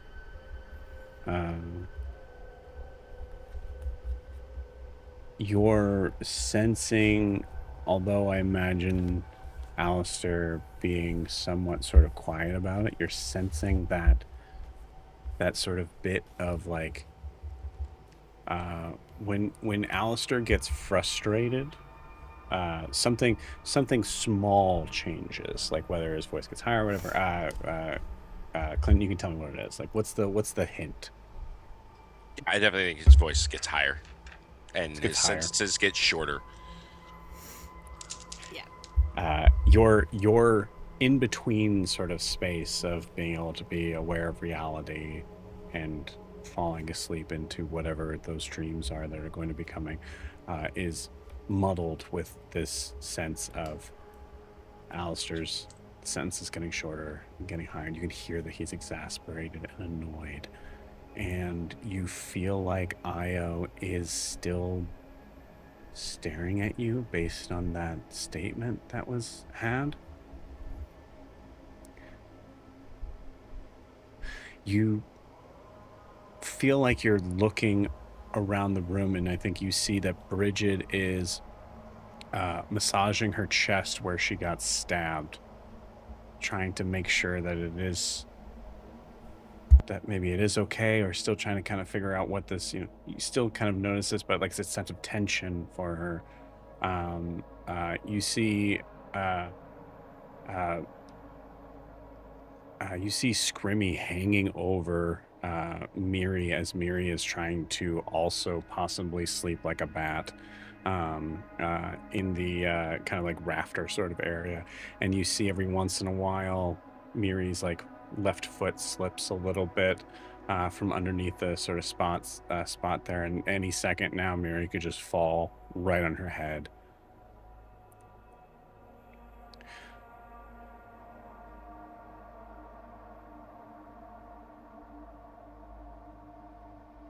And you see Eva sleeping, and she's fine.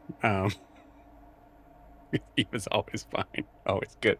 So there's a point of like maybe like some like relaxation there, but then like knowing that because Eva is doing okay, you can focus on these other things, even though you shouldn't be. You're trying to sleep, and you go from Alistair, Bridget, Miri, Io, Alistair, Bridget, Miri, Io, Alistair, Bridget, Miri, Io, slipping back and forth as you feel the actual pages between your fingers from the journal that you've been looking and furiously running through over and over and over again. And it keeps going, it keeps happening, and then you start to see in between those images that seem to fly over faster and faster and faster, you see two fiery orange eyes staring at you through the pages of your book, through the eyes of each person that you're looking at, and finally you see it from Devlin, who is staring right at you from where he's sitting, or from where he's standing working on his stuff. He has turned around and staring right at you. And you see Alistair turn around and has glowing purple eyes, and they're both staring at you as they start to walk towards you. And you wake up in the middle of the night in a cold sweat.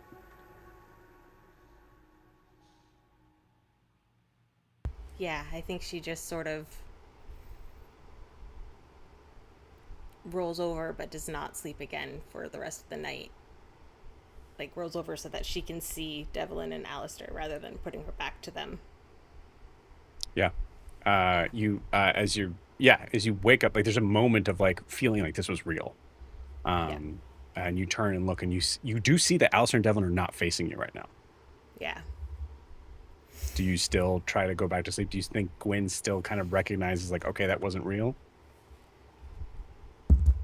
I think she recognizes that it wasn't real. She's always dreamed very lucidly, but she just keeps going back to the feeling of unreality that she went through when Devlin looked through her that first time, and she can't shake it. Yeah. And her mind is not... She knows her mind is lying to her, or the journals are, but the journals seem consistent where her mind is a mess. Okay. To add further into this, because of the 15 that Clinton rolled for Alistair, the time that you wake up is actually the point in time where Alistair and Devlin actually are kind of like somewhat getting along. And it builds into the, like, it doesn't help the idea that maybe they're together and their eyes are glowing and they're both transforming into whatever this is. It's like, that's weird, that's strange. And you have a lot of trouble going back to sleep. I'd like you to roll me a Constitution saving throw with disadvantage. Okie doke.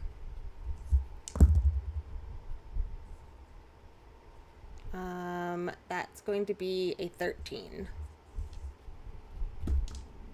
You take another point of exhaustion. Awesome. We love it. We haven't had double exhausted Gwen in a couple of years. Been a minute. So it's been a minute. You're seeing blood everywhere. Everything's bleeding. You guys remember that? Everything's bleeding. Bridget, roll me a sleight of hand check. I'm going to say with advantage.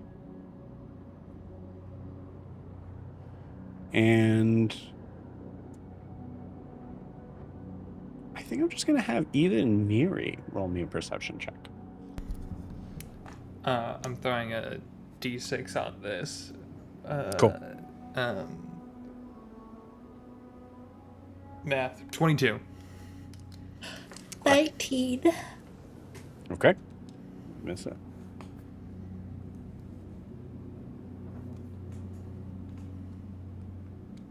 What did Eva get? I'm sorry. 7? Rough night for Eva. Okay. Yeah, okay, cool. Just means that you guys might have missed something. That's all. As the morning comes for all of you. As it does, Alistair, roll me 2d12.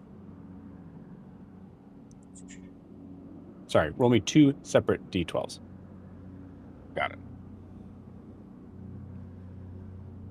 That is a 10 and a 1. Beautiful.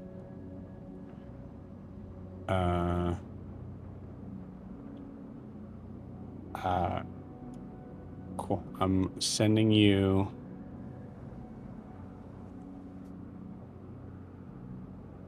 I'm sending you both of these recipes. Nice. And you have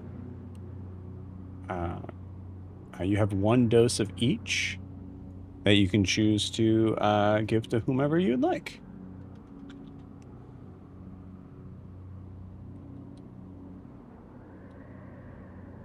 It's not working, man.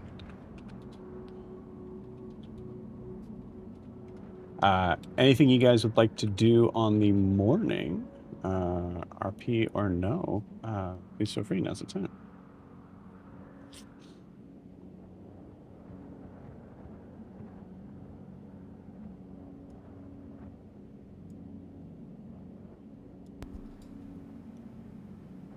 How far away are we from Murakaba? I Is think that, Bridget would ask Devlin. Okay, cool. You see Devlin after taking a moment, and you actually see he kind of like I didn't roll a con save for Devlin. 5 and a 17. Yeah, he's a little blinky. Is he? What? I haven't gone outside yet. And you see Devlin go outside. When he comes back in, he'll tell you you guys are only a couple hours away.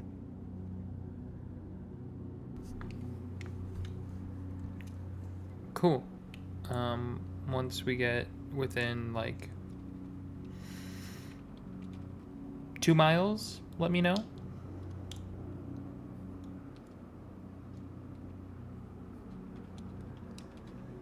We'll probably be able to see it at that point. Yeah.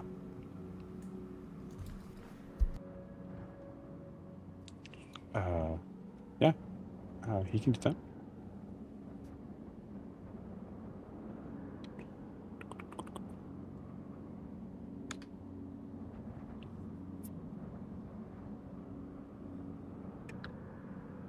Okay, sent both of those to you, Clinton.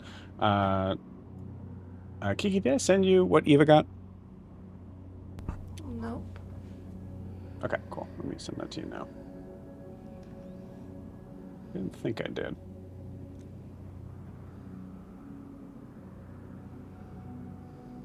Eat.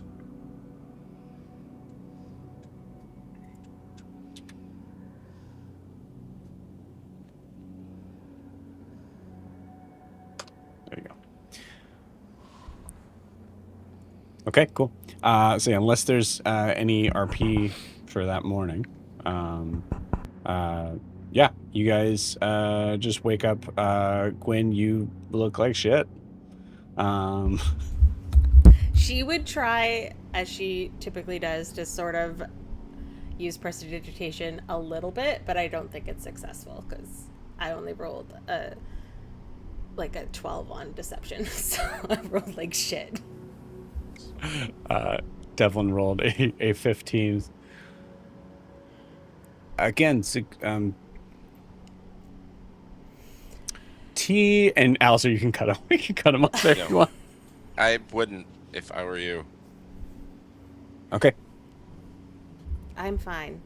It's just... Al, do you have some of that diamond dust from... Yes. I'm forgetting his name. Yes, I do. If I have some of that, I can help you, Gwen. by all means. Yeah, maybe that'd be a good idea this time.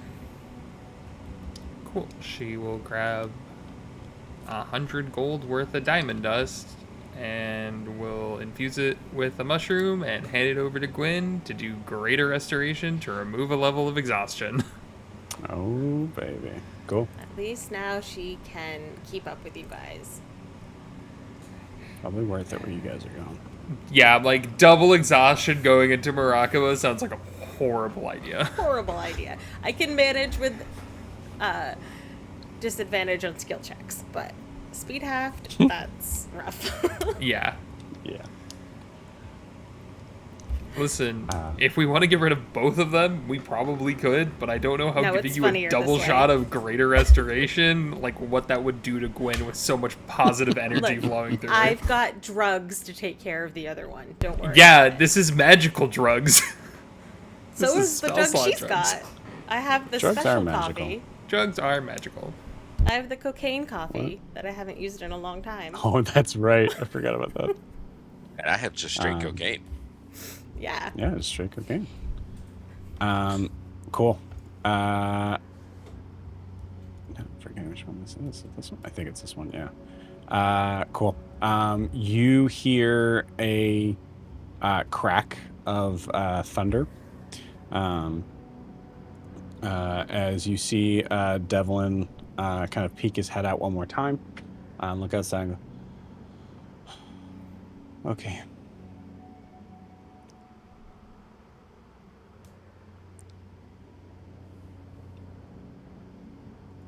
What are you? And you guys can go out and look if you want. Yeah. Gwen visibly perks up with the thunderstorm. It gives her natural energy. She loves a thunderstorm. Could Bridget cast Druidcraft to create the tiny harmless sensory effect that predicts the weather in your location for the next 24 hours? Thunderstorms.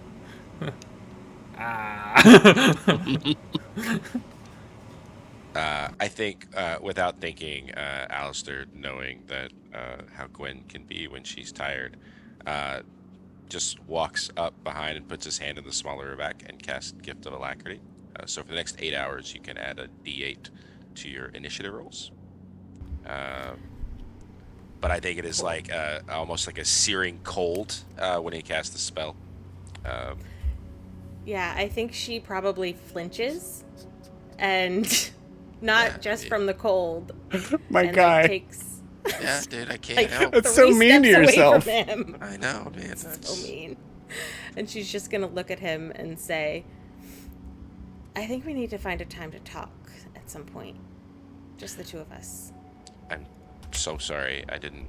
Oh, it's okay. It's Sorry. It's okay. But right now, Murakaba. Bridget, you want to do your thing? Yeah, but I think I have to be outside for that, and I don't want to be wet. Wet cow is stinky. Wet cow is stinky. Well, what do we have to help you out with that? And then Bridget runs outside and pops open the ugly yellow umbrella that she Yes! got from Beautiful. Beautiful. And that. Gwen will help how she can with prestidigitation, keeping like the rain away from you. Yeah, I don't and know then if it works. she'll plant the staff in the ground, and then we'll spend 11 minutes ritual casting Commune with Nature. Nice. Gwen and Alistair, are you also going outside? Cool. Miri, are you joining them?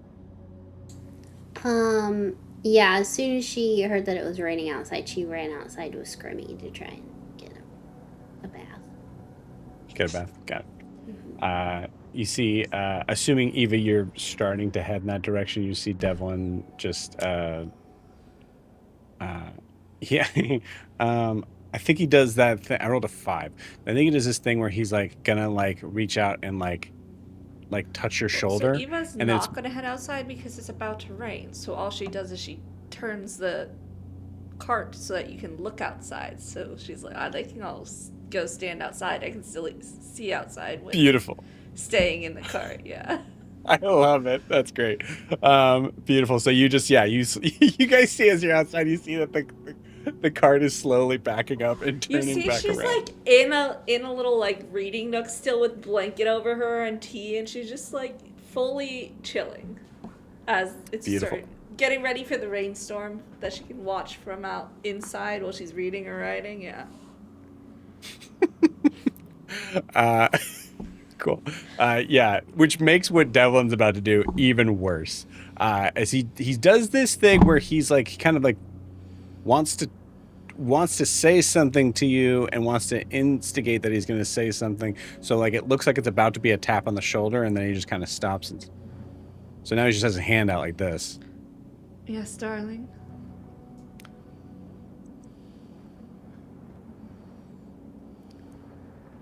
Are they, Alistair and Quinn? Are they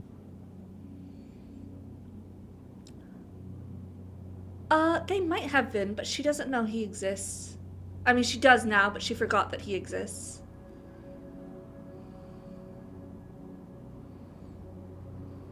Wow. Because that was awkward. I have a feeling it was like that before as well, but I honestly don't know what their deal was.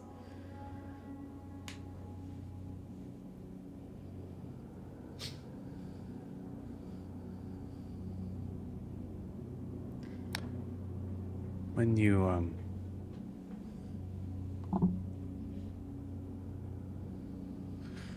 can you tell them if they go outside, and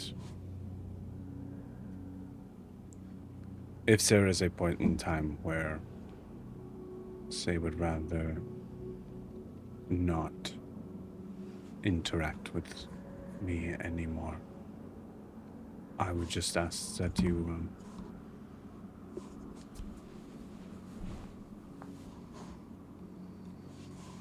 I would ask that it be you that lets me know. Of course. And I will. Although, continue. I will oblige. I get the feeling that Alistair will be the first to let all of us know simultaneously when he's done with someone's presence.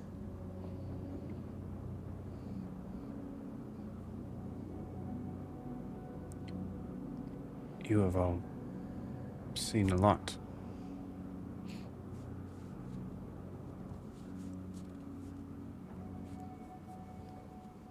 I don't know if you've seen this.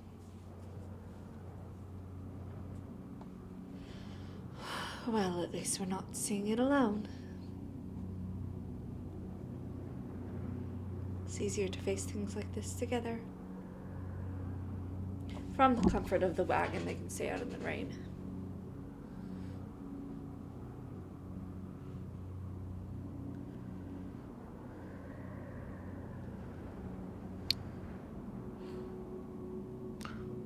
Would it be more respectable for me to join them, or? I think you can do whatever you'd like. You are your own person. Well, mostly. Little smile.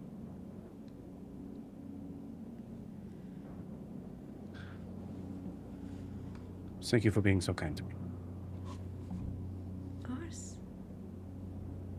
And you see him walk away, stop, stand in the middle, take a big breath, and then walk out.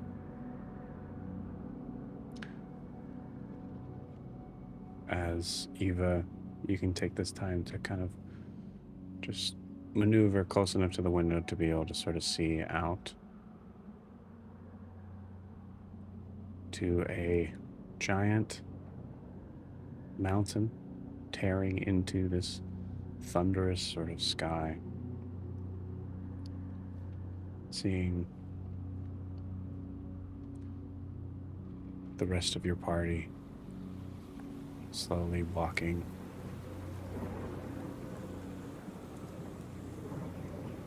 towards what you can see even from this distance is complete and utter massacre. And with that, I'm going to end tonight's session. See y'all next week.